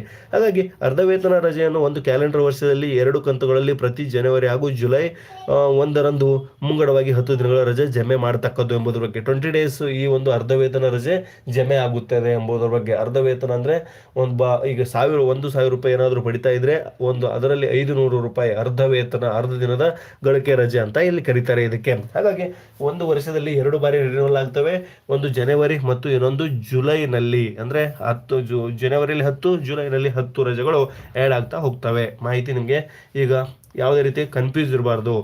ಈ ರೀತಿ ಅಂತ ಉದಾಹರಣೆ ಕೊಟ್ಟಿದ್ದಾರೆ, ಆ ಒಂದು ಹಳೆಯ ಉದಾಹರಣೆಗಳಿದ್ದಾವೆ. ನಾನು ನಿಮ್ಗೆ ಹೇಳಿರುವಂಥ ಮಾಹಿತಿನೇ ಸಾಕು ಅನ್ಕೋತೀನಿ. ನೆಕ್ಸ್ಟ್ ನಾವು ಪರಿವರ್ತಿತ ರಜೆ ಬಗ್ಗೆ ತಿಳಿದುಕೊಳ್ಳೋಣ. ಏನಂದ್ರೆ ಏನಿದು ಪರಿವರ್ತಿತ ರಜೆ, ಯಾವ ರೀತಿಯ ಲೆಕ್ಕಾಚಾರ ಇದೆ ಎಂಬುದರ ಬಗ್ಗೆ ಮಾಹಿತಿ ಎಲ್ಲರೂ ನೋಡ್ತಾ ಇದ್ದೀರಾ. ಆದರೆ ಲೈಕ್ ಯಾರು ಮಾಡಿಲ್ಲ, ದಯವಿಟ್ಟು ಲೈಕ್ ಮಾಡಿ. ಹಾಗಾಗಿ ಮುಂದಿನ ಒಂದು ಜನರಿಗೆ ಶೇರ್ ಮಾಡೋದನ್ನು ಮರಿಬೇಡಿ ಅಂತ ನಾನು ಹೇಳ್ತಾ ಇದ್ದೀನಿ ಆವಾಗಲಿಂದ. ದಯವಿಟ್ಟು ಮಾಹಿತಿ ಲೈಕ್ ಮಾಡಿ ಅಂತ ಹೇಳ್ತಾ ಮತ್ತೆ ನೆಕ್ಸ್ಟ್ ನೋಡೋಣ. ಒಂದು ಪರಿವರ್ತಿತ ರಜೆ. ಪರಿವರ್ತಿತ ರಜೆಯ ಬಗ್ಗೆ 1ನೇ ಪಾಯಿಂಟ್ ಏನಿದೆ, ನೌಕರನ ಲೆಕ್ಕದಲ್ಲಿರುವ ಅರ್ಧ ವೇತನ ರಜೆಯನ್ನು ಪೂರ್ಣ ವೇತನ ಭತ್ಯೆಗೆ ಪರಿವರ್ತನೆ ಎಂಬುದರ ಬಗ್ಗೆ. ಏನಂದ್ರೆ ಅದ್ರ ಹೆಸರಲ್ಲೇ ಇದೆ ಪರಿವರ್ತಿತ ರಜೆ ಅಂತ. ಪರಿವರ್ತಿತ ಅಂದ್ರೆ ಯಾವ ರೀತಿಯಾಗಿ ಇದಕ್ಕೆ ಯಾವ ರೀತಿಯಾಗಿ ಹೆಚ್ಚಿನ ಪರಿವರ್ತನೆ ಯಾವ ರೀತಿಯಾಗಿ ಮಾಡೋದಂದ್ರೆ, ನೌಕರನ ಅವನ ಲೆಕ್ಕದಲ್ಲಿರುವ ಅರ್ಧ ವೇತನ ರಜೆಯನ್ನು ಪೂರ್ಣ ವೇತನ ಭತ್ಯೆಗೆ ಪರಿವರ್ತನೆ ಮಾಡೋದು. ನಾವು ಅರ್ಧ ವೇತನ ರಜೆ ಬಗ್ಗೆ ನೋಡಿದೀವಿ, ವರ್ಷಕ್ಕೆ 2 ಬಾರಿ ಬರ್ತವೆ, 10 ಅಂದ್ರೆ ಟೋಟಲ್ 20 ಬರ್ತವೆ. ಆ ರಜೆಗಳನ್ನು, ನೌಕರನ ಲೆಕ್ಕದಲ್ಲಿರುವ ಅರ್ಧ ವೇತನ ರಜೆಗಳನ್ನು ಪೂರ್ಣ ವೇತನ ರಜೆಯನ್ನಾಗಿ ಪರಿವರ್ತನೆ ಮಾಡೋದು ಇಲ್ಲಿ 1ನೇದಾಗಿನೇ ಹೇಳಲಾಗಿದೆ ಪರಿವರ್ತಿತ ರಜೆಯಲ್ಲಿ. 2ನೇದಾಗಿ ಪರಿವರ್ತಿಸಿದ ರಜೆಯ 2ರಷ್ಟನ್ನು ನೌಕರರ ಅರ್ಧ ವೇತನ ರಜೆಯ ಲೆಕ್ಕದಿಂದ ಕಳೆಯುವುದು ಎಂಬುದರ ಬಗ್ಗೆ. ಏನಂದ್ರೆ ಆ ಲೆಕ್ಕದಲ್ಲಿ ಕಳಿಬೇಕು. ಪರಿವರ್ತಿತ ರಜೆಯ 2ರಷ್ಟನ್ನು ನೌಕರರ ಅರ್ಧ ವೇತನ ರಜೆಗಳನ್ನು ಮೈನಸ್ ಮಾಡ್ತಾ ಹೋಗಬೇಕು. ಈ ಪರಿವರ್ತಿತ ರಜೆಯಲ್ಲಿ ನೀವು ಇಲ್ಲಿ ಸೇರಿಸಿದ್ರೆ, ಆ್ಯಡ್ ಮಾಡಿದ್ರೆ. ಮತ್ತು ಪರಿವರ್ತಿತ ರಜೆಯ ನಂತರ ಸೇವೆಗೆ ಹಾಜರಾಗದಿದ್ದಲ್ಲಿ ಪೂರ್ಣ ಅವಧಿ ಅರ್ಧ ವೇತನ ರಜೆ ಎಂದು ಪರಿಗಣಿಸಿ ಹೆಚ್ಚಿನ ವೇತನ ಸರ್ಕಾರಕ್ಕೆ ಮರುಪಾವತಿಸಿ ಎಂಬುದರ ಬಗ್ಗೆ. ಹಾಗಾಗಿ 4ನೇದಾಗಿ ರಜೆ ಅವಧಿಯಲ್ಲಿ ನೌಕರನು ಮರಣ ಅಥವಾ ಅನಾರೋಗ್ಯ ಕಾರಣ ನಿವೃತ್ತಿ ಹೊಂದಿದಲ್ಲಿ ವೇತನ ಕಟಾಯಿಸುವುದರಿಂದ ವಿನಾಯಿತಿ ಎಂಬುದರ ಬಗ್ಗೆ ಮಾಹಿತಿ ಸ್ಪಷ್ಟವಾಗಿ ಬರ್ತಾ ಇದೆ. ಹಾಗಾಗಿ ನಿಮಗೆ ಅರ್ಥವಾಗಿರಬೇಕು ಪರಿವರ್ತಿತ ರಜೆ ಅಂದರೆ ಏನು. ಪರಿವರ್ತಿತ ರಜೆ ಅಂದ್ರೆ ಏನು? ಅರ್ಧ ವೇತನ ರಜೆಯನ್ನು ಪೂರ್ಣ ವೇತನ ಭತ್ಯೆಗೆ ಪರಿವರ್ತನೆ ಮಾಡುವುದು ಅಂತ ನಿಮಗೆ ಸ್ಪಷ್ಟವಾಗಿ ತಿಳಿದಿರಬೇಕು ಮಾಹಿತಿ. ಏನಾದರೂ ಪರಿವರ್ತಿತ ರಜೆ ಬಗ್ಗೆ ಡೌಟ್ಸ್ಗಳಿದ್ರೆ ನೀವು ಕಮೆಂಟ್ಸಲ್ಲಿ ಕೇಳಿ. ಮತ್ತೆ ನೆಕ್ಸ್ಟ್ ಹೋಗೋಣ. ಬಹಳಷ್ಟು ಲೆಂತ್ ಆಗಲಿದೆ ವಿಡಿಯೋ, ಹಾಗಾಗಿ ದಯವಿಟ್ಟು ಮಾಹಿತಿಯನ್ನು ಸ್ಪೀಡಾಗಿ ನೋಡ್ತಾ ಹೋಗೋಣ. ಹಾಗಾಗಿ ನೆಕ್ಸ್ಟ್ ಏನು, ಗಳಿಕೆ ರಜೆ, ಲೀವ್ ನಾಟ್ ಡ್ಯೂ ಅಂತ. ಏನಂದ್ರೆ ಲೀವ್ ನಾಟ್ ಡ್ಯೂ ಅಂತ ಇಲ್ಲಿ ಇದೆ, ಗಳಿಕೆ ರಜೆ ಅಂತ. ಗಳಿಕೆ ರಜೆ ಹಕ್ಕಿನಲ್ಲಿ ಯಾವುದೇ ಒಂದು ರಜೆ ಹೊಂದಿಲ್ಲದಿದ್ದರೆ ಸೇವಾವಧಿಯಲ್ಲಿ ಮುಂದೆ ಗಳಿಸುವ ಅರ್ಧ ವೇತನ ರಜೆಯ ಖರ್ಚು ಹಾಕುವ ಷರತ್ತಿನ ಮೇಲೆ ಮಂಜೂರಾತಿ ಎಂಬುದರ ಬಗ್ಗೆ. ಗಳಿಸಿದ ರಜೆ ಬಗ್ಗೆ ನೋಡ್ತಾ ಇದ್ದೀರಾ. ಗಳಿಸಿದ ರಜೆ ಬಗ್ಗೆ ಏನಿದೆ ಎಲ್ಲ ಮಾಹಿತಿ ಅಂದ್ರೆ, ಹಕ್ಕಿನಲ್ಲಿ ಯಾವುದೇ ರಜೆ ಹೊಂದಿಲ್ಲದಿದ್ದರೆ, ನಿಮ್ಮ ಹತ್ರ ಯಾವುದೇ ರಜೆ ಇರಲದಿದ್ದರೂ ಸಹ ಸೇವಾವಧಿಯಲ್ಲಿ ಮುಂದೆ ಗಳಿಸುವ ಎಲ್ಲ ಅರ್ಧ ವೇತನ ರಜೆಗಳೇನಿದಾವಲ್ಲ, ವರ್ಷಕ್ಕೆ 20, ಆ ರಜೆಗೆ ಖರ್ಚು ಮಾಡುವ ಷರತ್ತಿನ ಮೇಲೆ ಮಂಜೂರಾತಿ ಎಂಬುದರ ಬಗ್ಗೆ. ಗಳಿಸಿದ ರಜೆಯ ಬಗ್ಗೆ ನಾವು ತಿಳಿತಾ ಇದ್ದೀವಿ. ರಜೆಗಳು ಇರಲಿಲ್ಲ ಅಂದ್ರೆ ಈ ರೀತಿಯಂತ ರಜೆ ತೆಗೆದುಕೊಳ್ಬಹುದು ಅಂತ. ರಜೆಯ ನಂತರ ಸೇವೆಗೆ ಹಿಂದಿರುಗುವ ಸಾಧ್ಯತೆ ಇರಬೇಕು ಎಂಬುದರ ಬಗ್ಗೆ. ಮಂಜೂರು ಮಾಡಿದ ರಜೆ ಸೇವೆಯಲ್ಲಿ ಗಳಿಸುವ ಭರವಸೆ ಇರಬೇಕು. ರಜೆಯ ಅವಧಿಯಲ್ಲಿ ಅರ್ಧ ವೇತನ ಮತ್ತು ಭತ್ಯೆ ಮಾತ್ರ ಪಾವತಿ. ಗರಿಷ್ಠ ಸೇವಾವಧಿಯಲ್ಲಿ 360 ದಿನಗಳು, ಏಕಕಾಲದಲ್ಲಿ ಗರಿಷ್ಠ 90, ಈ ವೈದ್ಯಕೀಯ 180, ಖಾಸಗಿ ಕಾರಣ 180, 1 ವರ್ಷಕ್ಕೆ ಕಡಿಮೆ ಇಲ್ಲದೆ ನಿರಂತರ ಸೇವೆ ಪೂರ್ಣಗೊಳಿಸಿರಬೇಕು ಅಂತ ಮಾಹಿತಿ ಬರ್ತಾ ಇದೆ. ಏನಂದ್ರೆ ಮಾಹಿತಿ ನಿಮಗೆ ಈಗ ಗಳಿಸಿದ ರಜೆ ಬಗ್ಗೆ ಇಲ್ಲಿ ಶಾರ್ಟ್ ಅಂಡ್ ಸ್ವೀಟ್ ಆಗಿ ಹೇಳೋದಾದ್ರೆ, ಏನಂದ್ರೆ ನಿಮ್ಮ ಹತ್ತಿರ ರಜೆ ಇರೋದಿಲ್ಲ, ಆದರೂ ಸಹ ನಿಮಗೆ ರಜೆ ಬೇಕು. ಅದಕ್ಕೆ ನೀವು ಗಳಿಸುವ ಅರ್ಧ ವೇತನ ರಜೆಗಳು, ವರ್ಷಕ್ಕೆ 20 ಅರ್ಧ ವೇತನ ರಜೆಗಳು ಬರ್ತಾವಲ್ಲ, ಆ ನಾವು ಮುಂದಿನ ದಿನಗಳಲ್ಲಿ ನಿಮಗೆ ನೀಡ್ತೀವಂತ ಷರತ್ತನ್ನು ಮಂಜೂರು ಮಾಡಿ ಈ ರೀತಿಯಂತ ರಜೆ ಪಡಿಬಹುದು. ಮಂಜೂರು ಮಾಡಿದ ರಜೆ ಸೇವೆಯಲ್ಲಿ ಗಳಿಸುವ ಭರವಸೆ ನೀವು ಕೊಡಬೇಕು. ರಜೆಯಿಂದ ಹಿಂದಿರುಗುತ್ತೀನಿ ಎಂಬುದರ ಬಗ್ಗೆ ಸಹ ಇಲ್ಲಿ ಭರವಸೆ ನೀಡಬೇಕು. ವೈದ್ಯಕೀಯ ಕಾರಣ ಮತ್ತು ಇಲ್ಲಿ ಖಾಸಗಿ ಕಾರಣ 180 ದಿನಗಳು, 180 ದಿನಗಳು, 1 ವರ್ಷಕ್ಕೆ ಕಡಿಮೆ ಇಲ್ಲದೆ ನಿರಂತರ ಸೇವೆ ಪೂರ್ಣಗೊಳಿಸಿರಬೇಕು. ಗರಿಷ್ಠ ಸೇವಾವಧಿಯಲ್ಲಿ ಎಷ್ಟು 360 ದಿನಗಳು ಹೋಗಬಹುದು, ಏಕಕಾಲಕ್ಕೆ 90 ಹೋಗಬಹುದು ಎಂಬುದರ ಬಗ್ಗೆ ಮಾಹಿತಿ. ಗರಿಷ್ಠ ಗಳಿಸಿದ ರಜೆಯ ಬಗ್ಗೆ ನೀವು ತಿಳಿದುಕೊಳ್ತಾ ಇದ್ದೀರಾ. ನಿಮ್ಗೆ ಏನಾದರೂ ಈ ರಜೆಗಳು ಎಂದಾದ್ರೂ ಯೂಸ್ ಆಗಿದಾವ ಅಂತ ದಯವಿಟ್ಟು ಕಮೆಂಟ್ಸ್ ಅಲ್ಲಿ ತಿಳಿಸ್ತಾ ಹೋಗಿ. ಮಾಹಿತಿ ನೋಡ್ತಾ ಇದ್ದೀರಾ, ದಯವಿಟ್ಟು ಶೇರ್ ಮಾಡಿ ಮಾಹಿತಿಯನ್ನು. ನೆಕ್ಸ್ಟ್ ನಾವು ನೋಡ್ತಾ ಇದ್ದೀವಿ ಅಸಾಧಾರಣ ರಜೆ. ಅಸಾಧಾರಣ ರಜೆಯ ಬಗ್ಗೆ ನಾವು ನೋಡ್ತಾ ಇದ್ರೆ, ಅಸಾಧಾರಣ ರಜೆ ಅಂತ ಇಲ್ಲಿ ಹೆಸರಲ್ಲಿ ಹೇಳಿದಾಗೆ ಅಸಾಧಾರಣ ರಜೆ ಅಂತ ಹೇಳಲಾಗಿದೆ. 1ನೇ ಪಾಯಿಂಟ್, ವಿಶೇಷ ಸಂದರ್ಭದಲ್ಲಿ ನೌಕರನ ಹಕ್ಕಿನಲ್ಲಿ ಯಾವುದೇ ರಜೆ ಇಲ್ಲದಿದ್ದಾಗ ಅಥವಾ ನೌಕರನು ಕೋರಿಕೆ ಮೇರೆಗೆ ಈ ರಜೆಯನ್ನು ನೀಡಬಹುದು ಎಂಬುದರ ಬಗ್ಗೆ. ಏನಂದ್ರೆ ನಾನು ಆವಾಗಲೇ ಆ ಒಂದು ರಜೆನೂ ಆ ಥರನೇ ಇತ್ತು, ಈ ಒಂದು ರಜೆನೂ ಈ ಥರನೇ ಇದೆ. ಯಾಕಂದ್ರೆ ಅಸಾಧಾರಣ ರಜೆ ವಿಶೇಷ ಸಂದರ್ಭಗಳಲ್ಲಿ ಕೆಲವೊಂದಿಷ್ಟು ಸ್ಪೆಷಲ್ ಕೇಸಸ್ಸಲ್ಲಿ ಈ ರೀತಿ ಅಂತ ನೀಡುವುದು, ಎಲ್ಲರಿಗೂ ನೀಡೋದಕ್ಕೆ ಆಗೋದಿಲ್ಲ ಎಂಬುದರ ಬಗ್ಗೆ ಇಲ್ಲಿ ತಿಳಿದುಕೊಂಡಿರ್ಬೇಕು ನೀವೆಲ್ಲ. ವಿಶೇಷವಾಗಿ ಒಂದು ಸಂದರ್ಭದಲ್ಲಿ ನೌಕರನ ಹಕ್ಕಿನಲ್ಲಿ ಯಾವುದೇ ಒಂದು ರಜೆ ಇರೋದಿಲ್ಲ. ಇಲ್ಲದಿದ್ದರೂ ಸಹ ನೌಕರನಿಗೆ ಆ ಒಂದು ಸಂದರ್ಭದಲ್ಲಿ ರಜೆ ಬೇಕಾಗಿರುತ್ತದೆ. ಅಂತಹ ನೌಕರನಿಗೆ ಕೋರಿಕೆ ಮೇರೆಗೆ ಈ ರಜೆಯನ್ನು ನೀಡಬಹುದು ಎಂಬುದರ ಬಗ್ಗೆ ಮಾಹಿತಿ ಬರ್ತಾ ಇದೆ. ಆ ಒಂದು ನೀಡಬೇಕಾದಂಥ ಒಂದು ರಜೆ ಎಷ್ಟಾಗಿರುತ್ತದೆ, ವೇತನ ಮತ್ತು ಭತ್ಯೆ ಲಭ್ಯವಿರುವುದಿಲ್ಲ ಈ ಒಂದು ರಜೆಯಲ್ಲಿ, ಮತ್ತು ಮನೆ ಬಾಡಿಗೆ ಪಾವತಿಗೆ ನಿಯಮ 171 ಅವಕಾಶವಿದೆ.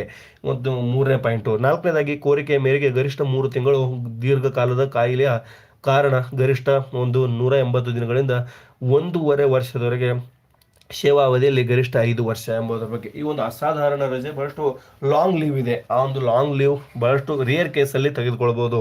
ಯಾಕಂದರೆ ಅಸಾಧಾರಣ ರಜೆ ಎಂಬುದು ನಿಮಗೆ ವೇತನ ಮತ್ತು ಭತ್ಯೆ ಲಭ್ಯ ಇರೋದಿಲ್ಲ ಒಂದು ರಜೆಯಲ್ಲಿ. ಹಾಗಾಗಿ ಮನೆ ಬಾಡಿಗೆ ಪಾವತಿಗೆ ನಿಯಮ 171 ಅವಕಾಶವಿದೆ ಎಂಬುದರ ಬಗ್ಗೆ HR ನಿಮಗೆ ನೀಡ್ತಾರೆ ಎಂಬುದರ ಬಗ್ಗೆ ಈ ಒಂದು ನಿಯಮ 171 ಅನ್ವಯ ನೀಡಲಾಗುತ್ತದೆ ಎಂಬುದರ ಬಗ್ಗೆ ಮಾಹಿತಿ.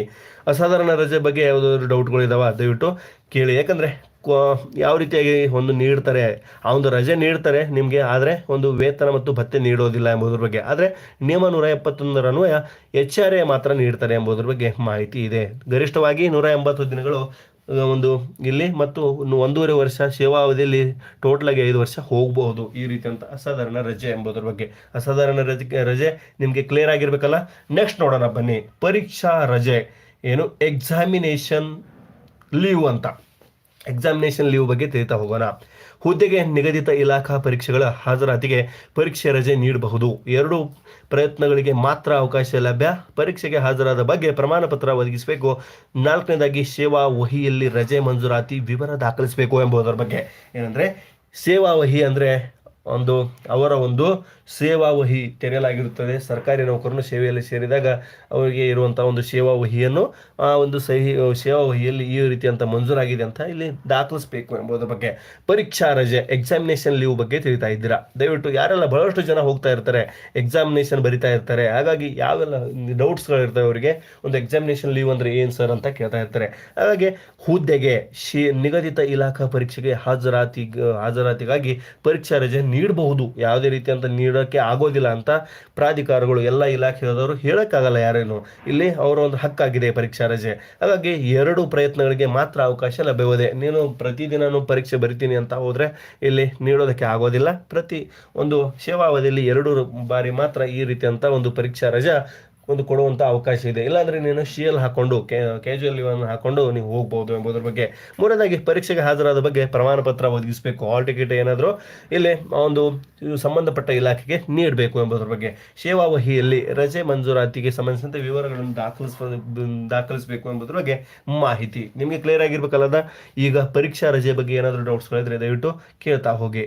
ನೆಕ್ಸ್ಟು ಹೆರಿಗೆ ರಜೆ.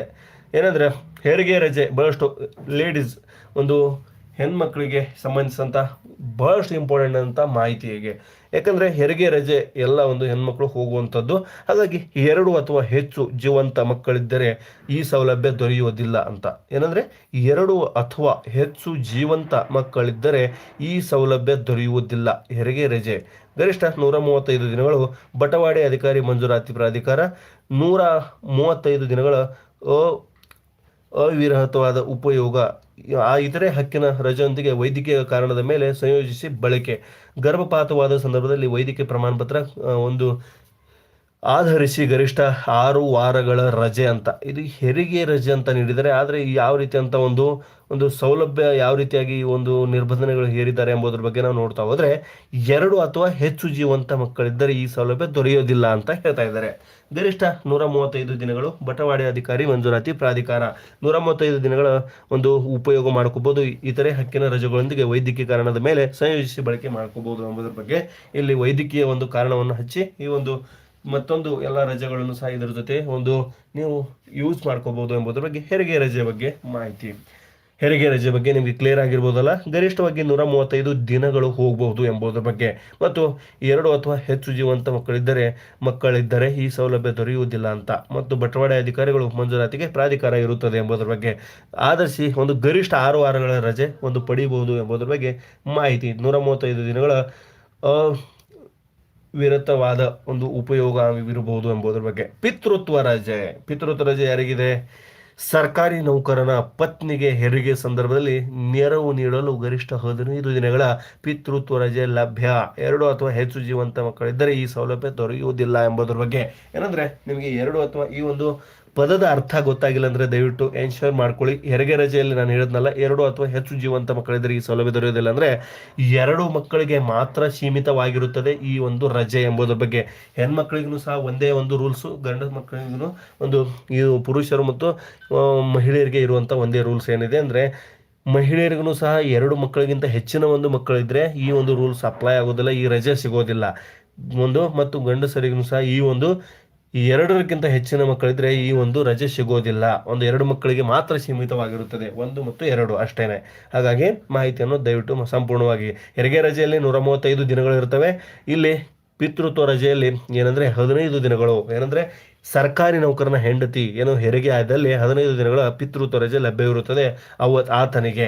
ಹಾಗಾಗಿ ಒಂದು ಸಂಪೂರ್ಣವಾಗಿ ಮಾಹಿತಿ ತಿಳಿದುಕೊಳ್ಳಿ. ಪಿತೃತ್ವ ರಜೆ ಬಗ್ಗೆನೂ ಸಹ ಎಲ್ಲರಿಗೂ ಬೇಕಾಗಿರುವಂಥದ್ದು. ಸರ್ಕಾರಿ ನೌಕರನಾಗಿ ಕೆಲಸ ನಿರ್ವಹಿಸ್ತಾ ಇದ್ರೆ ಅವರ ಒಂದು ಹೆಂಡತಿಗೆ, ಅವರ ಮಿಸಸ್ಗೆ ಏನಾದರೂ ಡೆಲಿವರಿ ಆಗಿದ್ರೆ, ಅವರು 2 ಅಥವಾ ಹೆಚ್ಚು ಜೀವಂತ ಮಕ್ಕಳಿದ್ರೆ ಈ ಸೌಲಭ್ಯ ದೊರೆಯೋದಿಲ್ಲ. ಅಂದ್ರೆ 2ಕ್ಕಿಂತ ಹೆಚ್ಚಿನ ಮಕ್ಕಳಿಗೆ ದೊರೆಯೋದಿಲ್ಲ ಅಂತ ಇಲ್ಲಿ ಸ್ಪಷ್ಟವಾಗಿ ಹೇಳಿದ್ದಾರೆ. ಹೆರಿಗೆ ರಜೆ ಮತ್ತು ಪಿತೃತ್ವ ರಜೆ ಬಗ್ಗೆ ಸಂಪೂರ್ಣವಾಗಿ ತಿಳಿದುಕೊಂಡಿದ್ದೀರ ಅಂತ ನಾನು ಅನ್ಕೋತೀನಿ. ನೆಕ್ಸ್ಟ್ ಹೋಗೋಣ. ದಯವಿಟ್ಟು ಮಾಹಿತಿ ನಿಮಗೆ ಹೆರಿಗೆ ರಜೆ ಬಗ್ಗೆ ಇನ್ನೇನಾದರೂ ಮಾಹಿತಿ, ಏನಾದರೂ ಡೌಟ್ಸ್ ಇದ್ರೆ, ಪಿತೃತ್ವ ರಜೆ ಬಗ್ಗೆ ಏನಾದರೂ ಡೌಟ್ಸ್ ಇದ್ರೆ ನೀವು ತಿಳಿದುಕೊಳ್ಬೋದು. ಹೆರಿಗೆ ರಜೆಯಲ್ಲಿ ಒಂದು ಮಹಿಳೆಯರಿಗೆ ಎಷ್ಟು ಗರಿಷ್ಠ 135 ದಿನಗಳಿರ್ತವೆ ಮತ್ತು 2 ಮಕ್ಕಳಿಗೆ ಮಾತ್ರ ಸೀಮಿತವಾಗಿರುತ್ತದೆ. ಮತ್ತು ಇದರಲ್ಲಿ ಬಟವಾಡೆ ಅಧಿಕಾರಿ ಮಂಜೂರಾತಿ ಪ್ರಾಧಿಕಾರ ಇರುತ್ತೆ. ಈ 3 ಪಾಯಿಂಟ್ಗಳನ್ನು ನೀವು ತಿಳಿದುಕೊಳ್ಳಿ ಹೆರಿಗೆ ರಜೆ ಬಗ್ಗೆ. ಪಿತೃತ್ವ ರಜೆಯಲ್ಲಿ ಏನಿರುತ್ತೆ ಅಂದರೆ, ಸರ್ಕಾರಿ ನೌಕರನ ಪತ್ನಿ ಏನಾದರೂ ಇಲ್ಲಿ ಹೆರಿಗೆ ಸಂದರ್ಭದಲ್ಲಿ ನೆರವು ನೀಡಲು ಗರಿಷ್ಠ 15 ದಿನಗಳು, 15 ದಿನಗಳು ಅವರಿಗೆ ಪಿತೃತ್ವ ರಜೆ ಲಭ್ಯವಿರುತ್ತದೆ. ಹಾಗಾಗಿ 2 ಅಥವಾ ಹೆಚ್ಚು ಅಂದರೆ 2ಕ್ಕಿಂತ ಹೆಚ್ಚಿಗೆ ಅಲ್ಲ, 1 ಮತ್ತು 2 ಮಕ್ಕಳಿಗೆ ಈ ಸೌಲಭ್ಯ ದೊರೆಯುತ್ತದೆ ಎಂಬುದರ ಬಗ್ಗೆ ಮಾಹಿತಿ. ದಯವಿಟ್ಟು ಮಾಹಿತಿ ಸಂಪೂರ್ಣವಾಗಿ ಅರ್ಥವಾಗಿರಬೇಕು ಅನ್ಕೋತೀನಿ. ಮತ್ತು ನೆಕ್ಸ್ಟ್ ಪಾಯಿಂಟಿಗೆ ಹೋಗೋಣ. ವಿಶೇಷ ದುರ್ಬಲತೆ ರಜೆ ಅಂತ. ವಿಶೇಷ ದುರ್ಬಲತೆ ರಜೆ ಅಂದರೆ ಏನಂದರೆ, ಇದರಲ್ಲಿ ಯಾವ ರೀತಿ ಅಂತ ಪಾಯಿಂಟ್ ಇದೆ ಅಂದರೆ, ನೌಕರನಿಗೆ ಕರ್ತವ್ಯದ ಅವಧಿಯಲ್ಲಿ ಉಂಟಾದ ದೈಹಿಕ ವಿಕಲತೆ ಅಥವಾ ಮಾನಸಿಕ ಒಂದು ಅಸ್ವಸ್ಥತೆಗಾಗಿ ಘಟನಾ ವರದಿ ಹಾಗೂ ವೈದ್ಯಕೀಯ ಮಂಡಳಿ ನೀಡುವ ಪ್ರಮಾಣ ಪತ್ರ ಆಧರಿಸಿ ನೀಡಲಾಗುವುದು ಎಂಬುದರ ಬಗ್ಗೆ ವಿಶೇಷ ದುರ್ಬಲತೆ ರಜೆ ಅಂತ ಹೇಳಲಾಗಿದೆ. ದಯವಿಟ್ಟು ಮಾಹಿತಿ ನಿಮಗೆ ಅರ್ಥ ಮಾಡ್ಕೊಳ್ಳಿ.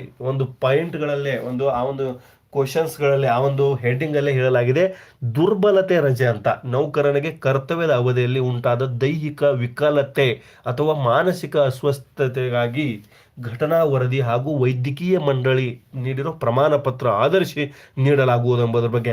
ಕರ್ತವ್ಯದಲ್ಲಿರುವಾಗ ಒಂದು ಸರ್ಕಾರಿ ನೌಕರರಿಗೆ ಏನಾದರೂ ಒಂದು ಪೆಟ್ಟು, ಗಾಯ ಮತ್ತು ಮಾನಸಿಕವಾಗಿ ಖಿನ್ನತೆ ಮತ್ತು ಮಾನಸಿಕ ಅಸ್ವಸ್ಥರಾಗಿದ್ದರೆ ಅವರಿಗೆ ಈ ರೀತಿಯಂಥ ಒಂದು ಘಟನಾ ವರದಿಯನ್ನು ಪಡೆದು ವೈದ್ಯಕೀಯ ಮಂಡಳಿ ಇಲ್ಲಿ ಮೆಡಿಕಲ್ ಟ್ರೀಟ್ಮೆಂಟ್ ಅನ್ನು ತಗೊಂಡು ಒಂದು ವೈದ್ಯಕೀಯ ಮಂಡಳಿ ನೀಡಿರೋ ಪ್ರಮಾಣ ಪತ್ರ ಆಧರಿಸಿ ನೀಡಲಾಗುವುದು ಎಂಬುದರ ಬಗ್ಗೆ ಬಹಳಷ್ಟು ವಿಶೇಷವಾಗಿ ನೀಡುವಂಥ ಒಂದು ರಜೆ ಆಗಿದೆ ಎಂಬುದರ ಬಗ್ಗೆ ಎಲ್ಲರಿಗೂ ಗೊತ್ತಾಗಿರಬೇಕು. ಹಾಗಾಗಿ ಇಲ್ಲಿ ಈ ಒಂದು ಪಾಯಿಂಟ್ಗಳಲ್ಲಿ ನೀವು ಓದ್ಕೋಬಹುದು. ಮಾಹಿತಿ ನಿಮಗೆ ಇಷ್ಟವಾಗಿದ್ದರೆ ದಯವಿಟ್ಟು ಲೈಕ್ ಮಾಡ್ತಾ ಹೋಗಿ ಮತ್ತು ಸಬ್ಸ್ಕ್ರೈಬ್ ಮಾಡ್ತಾ ಹೋಗಿ. ಹಾಗಾಗಿ ಎರಡನೇದಾಗಿ ಪಾಯಿಂಟ್ ಏನಿದೆ ಅಂದರೆ, ವಿಶೇಷ ದುರ್ಬಲತೆ ರಜೆಯಲ್ಲಿ ಗರಿಷ್ಠ 24 ತಿಂಗಳ ಅವಧಿ ಮತ್ತು ಮೂರನೇದಾಗಿ ಮೊದಲ 4 ತಿಂಗಳ ರಜೆ ಅವಧಿಯಲ್ಲಿ ಪೂರ್ಣ ವೇತನ ಮತ್ತು ಭತ್ಯೆ ಪಾವತಿ ಆಗುತ್ತದೆ ಎಂಬುದರ ಬಗ್ಗೆ. ಈ ಒಂದು ರಜೆಯಲ್ಲಿ ಎಲ್ಲ 24 ತಿಂಗಳು ಟೋಟಲ್ ಆಗಿ ರಜೆ ನೀಡ್ತಾರೆ. ಅದರಲ್ಲಿ 4 ತಿಂಗಳ ರಜೆ, ಮೊದಲು 4 ತಿಂಗಳ ರಜೆ ಇರುತ್ತಲ್ಲ, ಆ 4 ತಿಂಗಳ ರಜೆಗಳಿಗೆ ಮಾತ್ರ ಪೂರ್ಣವಾಗಿ ವೇತನ ಮತ್ತು ಭತ್ಯೆಗಳು ಪಾವತಿ ಮಾಡ್ತಾ ಹೋಗ್ತಾರೆ ಈ ಒಂದು ರಜೆಗಳಲ್ಲಿ, ಈ ಒಂದು ಲೀವಲ್ಲಿದ್ದಾಗ, ವಿಶೇಷ ದುರ್ಬಲತೆ ರಜೆಯಲ್ಲಿ. ಮತ್ತು 4ನೇ ಪಾಯಿಂಟಲ್ಲಿ 4 ತಿಂಗಳ ನಂತರ ಅವಧಿಗೆ ಅರ್ಧ ವೇತನ ರಜೆ ಅವಧಿಯಲ್ಲಿ ದೊರೆಯುವ ವೇತನ ಮತ್ತು ಮತ್ತು ಭತ್ಯೆ ಲಭ್ಯ ಎಂಬುದರ ಬಗ್ಗೆ 4 ತಿಂಗಳ ನಂತರ 4 ತಿಂಗಳವರೆಗೆ ಟೋಟಲ್ ಆಗಿ ಇಲ್ಲಿ ಗರಿಷ್ಠ ಎಷ್ಟು ಮಿತಿ ಇದೆ ಅಂದರೆ 24 ತಿಂಗಳ ಅವಧಿ ಏನಿದೆಯಲ್ಲ, 24 ತಿಂಗಳಲ್ಲಿ ಮೊದಲ 4 ತಿಂಗಳಲ್ಲಿ ಪೂರ್ಣ ವೇತನ ನೀಡ್ತಾರೆ, ಅವರು ಪಡೆಯುವಂಥ ಪೂರ್ಣ ವೇತನ ಭತ್ಯೆಗಳು ನೀಡ್ತಾ ಹೋಗ್ತಾರೆ. ತದನಂತರ ಒಂದು 4 ತಿಂಗಳ ಮುಗಿದ ನಂತರ ಒಂದು ಅರ್ಧ ವೇತನ ರಜೆ ಅವಧಿಯಲ್ಲಿ ದೊರೆಯುವ ವೇತನ ಮತ್ತು ಭತ್ಯೆಗಳು ಅವರಿಗೆ ಲಭ್ಯವಾಗಿರುತ್ತವೆ ಎಂಬುದರ ಬಗ್ಗೆ ಮಾಹಿತಿ ಬರ್ತಾ ಇದೆ.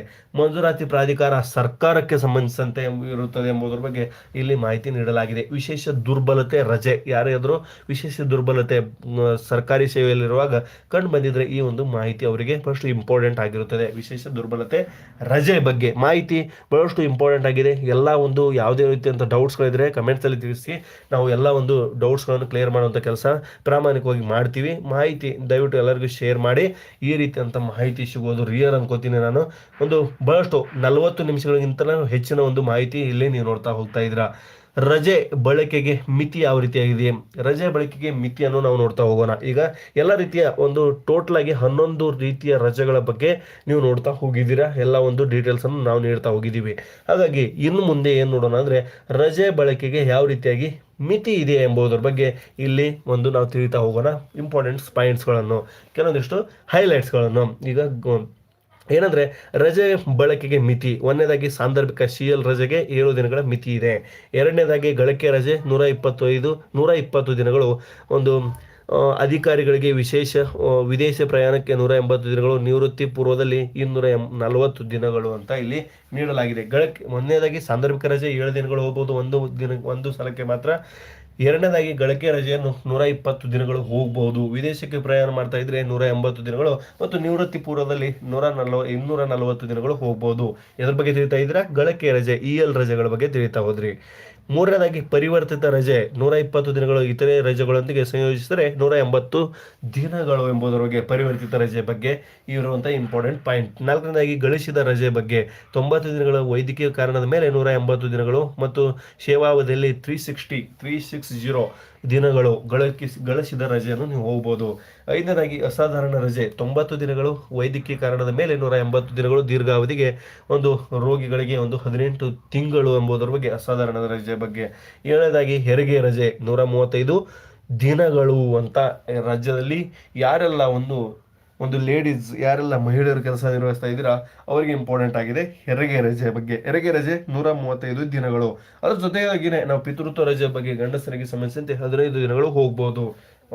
ಅವ್ರ ಮಿಸ್ಸಸ್ ಏನಾದರೂ ಡೆಲಿವರಿ ಆಗಿದ್ರೆ 2 ಮಕ್ಕಳಿಗೆ ಮಾತ್ರ ಸೀಮಿತವಾಗಿರುತ್ತದೆ. ಹೆರಿಗೆ ರಜೆನೂ ಅಷ್ಟೇ 2 ಮಕ್ಕಳಿಗೆ. ವಿಶೇಷ ದುರ್ಬಲತೆ ರಜೆ 24 ತಿಂಗಳವರೆಗೆ ನೀವು ಹೋಗ್ಬೋದು ಎಂಬುದ್ರ ಬಗ್ಗೆ ಇಲ್ಲಿ ಕೆಲವೊಂದಿಷ್ಟು ಪಾಯಿಂಟ್ಗಳನ್ನು 11 ರಜೆಗಳ ಬಗ್ಗೆ ಇಲ್ಲಿ ಯಾವ ರೀತಿಯಾಗಿ ಮಿತಿ ಹೇರಲಾಗಿದೆ ಎಂಬುದರ ಬಗ್ಗೆ ಗರಿಷ್ಠ ಮತ್ತು ಕನಿಷ್ಠವಾಗಿ ಎಂಬುದರ ಬಗ್ಗೆ ಲೆಕ್ಕಾಚಾರ ನೀವು ನೋಡಿದ್ರೆ. ತದನಂತರ ಒಂದು ರಜೆ ಮಂಜೂರಾತಿ ಪ್ರಾಧಿಕಾರವು ಕರ್ನಾಟಕ ಸರ್ಕಾರ ಸೇವಾ ನಿಯಮಾವಳಿ ನಿಯಮ 192D ರನ್ವಯ ವೇತನ ಶ್ರೇಣಿವಾರು ಧಾರಣ ಮಾಡಿರುವ ಹುದ್ದೆಗೆ ಅಧಿಕಾರಿ ನೌಕರನಿಗೆ ರಜೆ ಮಂಜೂರು ಮಾಡುವ ಸಕ್ಷಮವಾಗಿರ್ತಾರೆ ಎಂಬುದರ ಬಗ್ಗೆ, ರಜೆ ಮಂಜೂರು ಯಾವ ರೀತಿಯಾಗಿ ಮಾಡ್ತಾರೆ ಎಂಬುದರ ಬಗ್ಗೆ ಮತ್ತು ಕಾರ್ಯವಿಧಾನ ಯಾವ ರೀತಿಯಾಗಿ ಒಂದು ಕಾರ್ಯವಿಧಾನ ಏನಿದೆ ಅಂದರೆ ರಜೆ ಮಂಜೂರಾತಿ ಕೋರಿ ನಮೂನೆ 1ರಲ್ಲಿ ಪೂರ್ವಭಾವಿಯಾಗಿ ಅರ್ಜಿ ಸಲ್ಲಿಸಬೇಕು. ಗೆಜೆಟೆಡ್ ಅಧಿಕಾರಿಗಳು ಕನಿಷ್ಠ 1 ತಿಂಗಳ ಮುಂಚಿತವಾಗಿ ದ್ವಿಪ್ರತಿಯಲ್ಲಿ ಅರ್ಜಿ ನೀಡಿಕೆ. ವೈದ್ಯಕೀಯ ಕಾರಣದ ಮೇಲೆ ರಜೆ ಕೋರಿದಲ್ಲಿ ಒಂದು ಸಕ್ಷಮ ವೈದ್ಯಾಧಿಕಾರಿಗಳಿಂದ ಪ್ರಮಾಣ ಪತ್ರ ಸಲ್ಲಿಕೆ. ಕಾರ್ಯವಿಧಾನ ಒಂದು ರಜೆಗಳನ್ನು ಪಡಿಬೇಕಾದ್ರೆ ಯಾವ ರೀತಿ ಅಂತ ಕಾರ್ಯವಿಧಾನ ಇದೆ ಎಂಬುದರ ಬಗ್ಗೆ ನೀವು ನೋಡ್ತಾ ಹೋಗಿದ್ದೀರಾ. ಸಕ್ಷಮ ಒಂದು ವೈದ್ಯಾಧಿಕಾರಿ ನಿಯಮ 187 ಅಂತ ನೌಕರನಿಗೆ ಚಿಕಿತ್ಸೆ ನೀಡಿದ ವೈದ್ಯಕೀಯ ಒಂದು ಚಿಕಿತ್ಸೆ ವೈದ್ಯ ಹಕೀಂ ಗರಿಷ್ಠ 15 ದಿನಗಳು. ವೈದ್ಯಕೀಯ ಕೌನ್ಸಿಲಿಂಗ್ ನೋಂದಣಿ ಇವೆಲ್ಲ ಬಹಳಷ್ಟು ಇಂಪಾರ್ಟೆಂಟ್ ಅಲ್ಲ ಅಂದ್ಕೋತೀನಿ. ಸರ್ಕಾರಿ ನೌಕರರಿಗೆ ಈಗ ಎಲ್ಲ ಒಂದು ಮಾಹಿತಿ ಈ ರೀತಿಯಂಥ ಮಾಹಿತಿ ಪಡೆದುಕೊಳ್ಳುವಂಥ ಒಂದು ಅವಶ್ಯಕತೆ ಇಲ್ಲ. ಈ ಒಂದು ಎಲ್ಲ ಒಂದು ಪಾಯಿಂಟ್ಗಳು ರಜೆಯ ವೇತನ ಎಂಬುದರ ಬಗ್ಗೆ ನಾವು ತಿಳಿದುಕೊಳ್ಳೋಣ. ಏನಂದರೆ ರಜೆಯ ಒಂದು ವೇತನ, ರಜೆ ವೇತನ ಅಂದರೆ ರಜೆ ಅವಧಿಯಲ್ಲಿ ಆಯಾ ಮಾಹೆಯ ಅಂತ್ಯದಲ್ಲಿ ರಜೆ ವೇತನ ಪಾವತಿ ನಿಯಮ 197 ಹೇಳುತ್ತೆ. ಪಿತ್ರಾಂಕಿತ ಒಂದು ಅಧಿಕಾರಿಗಳು ರಜಾ ವೇತನವನ್ನು ರಜೆ ಪೂರ್ವಾವಧಿಯಲ್ಲಿ ವೇತನ ಪಡೆಯುತ್ತಿದ್ದ ಖಜಾನೆಯಲ್ಲಿ ಪಡೆಯುವ ಅರ್ಹರು. 20 ದಿನಗಳ ರಜೆ ಮೀರಿದ ಅವಧಿಗೆ ಒಂದು ಲೇಖಪಾಲಕರಿಂದ ರಜೆ ವೇತನ ದೃಢೀಕರಣ ಪತ್ರ ಪಡೆದು ಒಂದು ಹಾಜರುಪಡಿಸಬೇಕು ಅಂತ ನಿಯಮ 199 ಹೇಳುತ್ತೆ. ರಜೆ ಮಂಜೂರಾತಿ ವಿಕಲಚೇತನಾತ್ಮಕ ಅಧಿಕಾರ ಅಂತ. ವಿಕಲಚೇತನಾತ್ಮಕ ಅಧಿಕಾರ ಹೆಚ್ಚಿನ ಸಿಬ್ಬಂದಿ ರಜೆ ಕೋರಿಕೆ ಸಲ್ಲಿಸಿದ್ದು ಸಾರ್ವಜನಿಕ ಹಿತಾಸಕ್ತಿಯಿಂದ ಎಲ್ಲ ನೌಕರರ ಮನವಿ ಒಂದು ಪುರಸ್ಕರಿಸಲಾಗುವುದಿದ್ದಲ್ಲಿ ಏನು ವಿವೇಚನಾತ್ಮಕ ನಿರ್ಧಾರ ಕೈಗೊಳ್ಳಲಾಗುವ ಪರಿಗಣಿಸುವ ಅಂಶಗಳು ಯಾವ ನೌಕರರಿಗೆ ರಜೆ ಉಪಯೋಗಿಸಿಕೊಳ್ಳಬಹುದು. ಅವಕಾಶ ನೀಡಿಕೆ ಅರ್ಜಿದಾರರಿಗೆ ಲಭ್ಯವಿರುವ ರಜೆ ಪ್ರಮಾಣ ಅರ್ಜಿದಾರರು ಪೂರ್ಣಗೊಳಿಸಿದ ಸೇವಾ ಅವಧಿ ಹಿಂದೆ ರಜಾ ಅವಧಿಯಲ್ಲಿ ಕರ್ತವ್ಯದ ಕರೆ ನೀಡಿ ರಜೆ ಮುಟುಗೊಳಿಸುವ ನೌಕರನ ಹಿಂದೆ ಸಾರ್ವಜನಿಕ ಒಂದು ಹಿತಾಸಕ್ತಿ ರಜೆ ತಿರಸ್ಕರಿಸುವ ಸಂದರ್ಭ ಎಂಬುದರ ಬಗ್ಗೆ ರಜೆ ಯಾರಿಗೆ ಒಂದು ನೀಡಬೇಕು ನೀಡಬಾರದು ಒಂದು ತಿರಸ್ಕರಿಸುವ ಹಕ್ಕಿರುತ್ತೆ. ಆ ಒಂದು ತಿರಸ್ಕರಿಸುವ ಹಕ್ಕಿನ ಬಗ್ಗೆ ತಿಳಿಸಿಕೊಡಲಾಗಿದೆ. ಸಂಪೂರ್ಣವಾದಂಥ ಮಾಹಿತಿಯನ್ನು ಇಷ್ಟೊತ್ತಿಗೆ ದೀರ್ಘಾವಧಿಯಲ್ಲಿ ಎಲ್ಲ ಮಾಹಿತಿಯನ್ನು ತಿಳಿದುಕೊಂಡಿದ್ದೀರಾ ಅಂತ ನಾನು ಅನ್ಕೋತೀನಿ. ದಯವಿಟ್ಟು ಯಾವುದೇ ರೀತಿಯಂಥ ಡೌಟ್ಸ್ಗಳಿದ್ರೆ ನೀವು ಕೇಳಿ ಅಂತ ನಾವು ಸ್ಪಷ್ಟವಾಗಿ ಹೇಳ್ತಾ ಇದ್ದೀವಿ. ರಜೆಯ ನಿಯಮಗಳು ಲೀವ್ ರೂಲ್ಸ್ ಅಂತ ನಿಯಮ 105ರಿಂದ 206ರವರೆಗೆ ಸಂಪೂರ್ಣವಾದಂಥ ರಜೆಗಳ ಬಗ್ಗೆ ಸಂಪೂರ್ಣವಾದಂಥ ಮಾಹಿತಿಯನ್ನು ತಿಳಿದುಕೊಂಡಿದ್ದೀರಾ. ದಯವಿಟ್ಟು ಮಾಹಿತಿಯನ್ನು ಲೈಕ್ ಮಾಡಿ ಅಂತ ಹೇಳ್ತಾ ಈ ಒಂದು ಮಾಹಿತಿಯನ್ನು ಇಲ್ಲಿಗೆ ನಿಲ್ಲಿಸ್ತೀನಿ. ಡೌಟ್ಸ್ಗಳಿದ್ರೆ ದಯವಿಟ್ಟು ಕಮೆಂಟ್ಸಲ್ಲಿ ತಿಳಿಸಿ. ಇನ್ನೇನಾದರೂ ಮಾಹಿತಿ ಬೇಕಾದರೆ ನೌಕರರಿಗೆ ಸಂಬಂಧಿಸಿದಂಥ ರಜೆಗಳ ಬಗ್ಗೆ ದಯವಿಟ್ಟು ನೀವು ಕಮೆಂಟ್ಸಲ್ಲಿ ತಿಳಿಸಿ. ಆ ಒಂದು ಮಾಹಿತಿಯನ್ನು ಸಹ ನಿಮಗೆ ಪ್ರಾಮಾಣಿಕವಾಗಿ ನೀಡುವಂಥ ಪ್ರಯತ್ನವನ್ನು ನಾವು ಮಾಡ್ತೀವಿ ಅಂತ ಹೇಳ್ತಾ ಎಲ್ಲರಿಗೂ ಧನ್ಯವಾದ. ಜೈ ಹಿಂದ್, ಜೈ ಕರ್ನಾಟಕ. ರಾಜ್ಯದ ಸರ್ಕಾರಿ ನೌಕರರಿಗೆ ಸಂಬಂಧಿಸಿದಂಥ ಸಂಪೂರ್ಣವಾದ ಅಪ್ಡೇಟ್ಸ್ಗಳನ್ನು ನಾವು ವಿಡಿಯೋಗಳ ಮುಖಾಂತರವಾಗಿ ನೀಡ್ತಾ ಇರ್ತೀವಿ. ದಯವಿಟ್ಟು ಮಾಹಿತಿ ಸಂಪೂರ್ಣವಾಗಿ ನೋಡಿ ಮತ್ತು ಬಳಸಿಕೊಳ್ಳಿ ಅಂತ ಹೇಳ್ತಾ ಇಲ್ಲಿಗೆ ಮಾಹಿತಿಯನ್ನು ನಿಲ್ಲಿಸ್ತೀನಿ. ಜೈ ಹಿಂದ್, ಜೈ ಕರ್ನಾಟಕ ಮಾತೆ.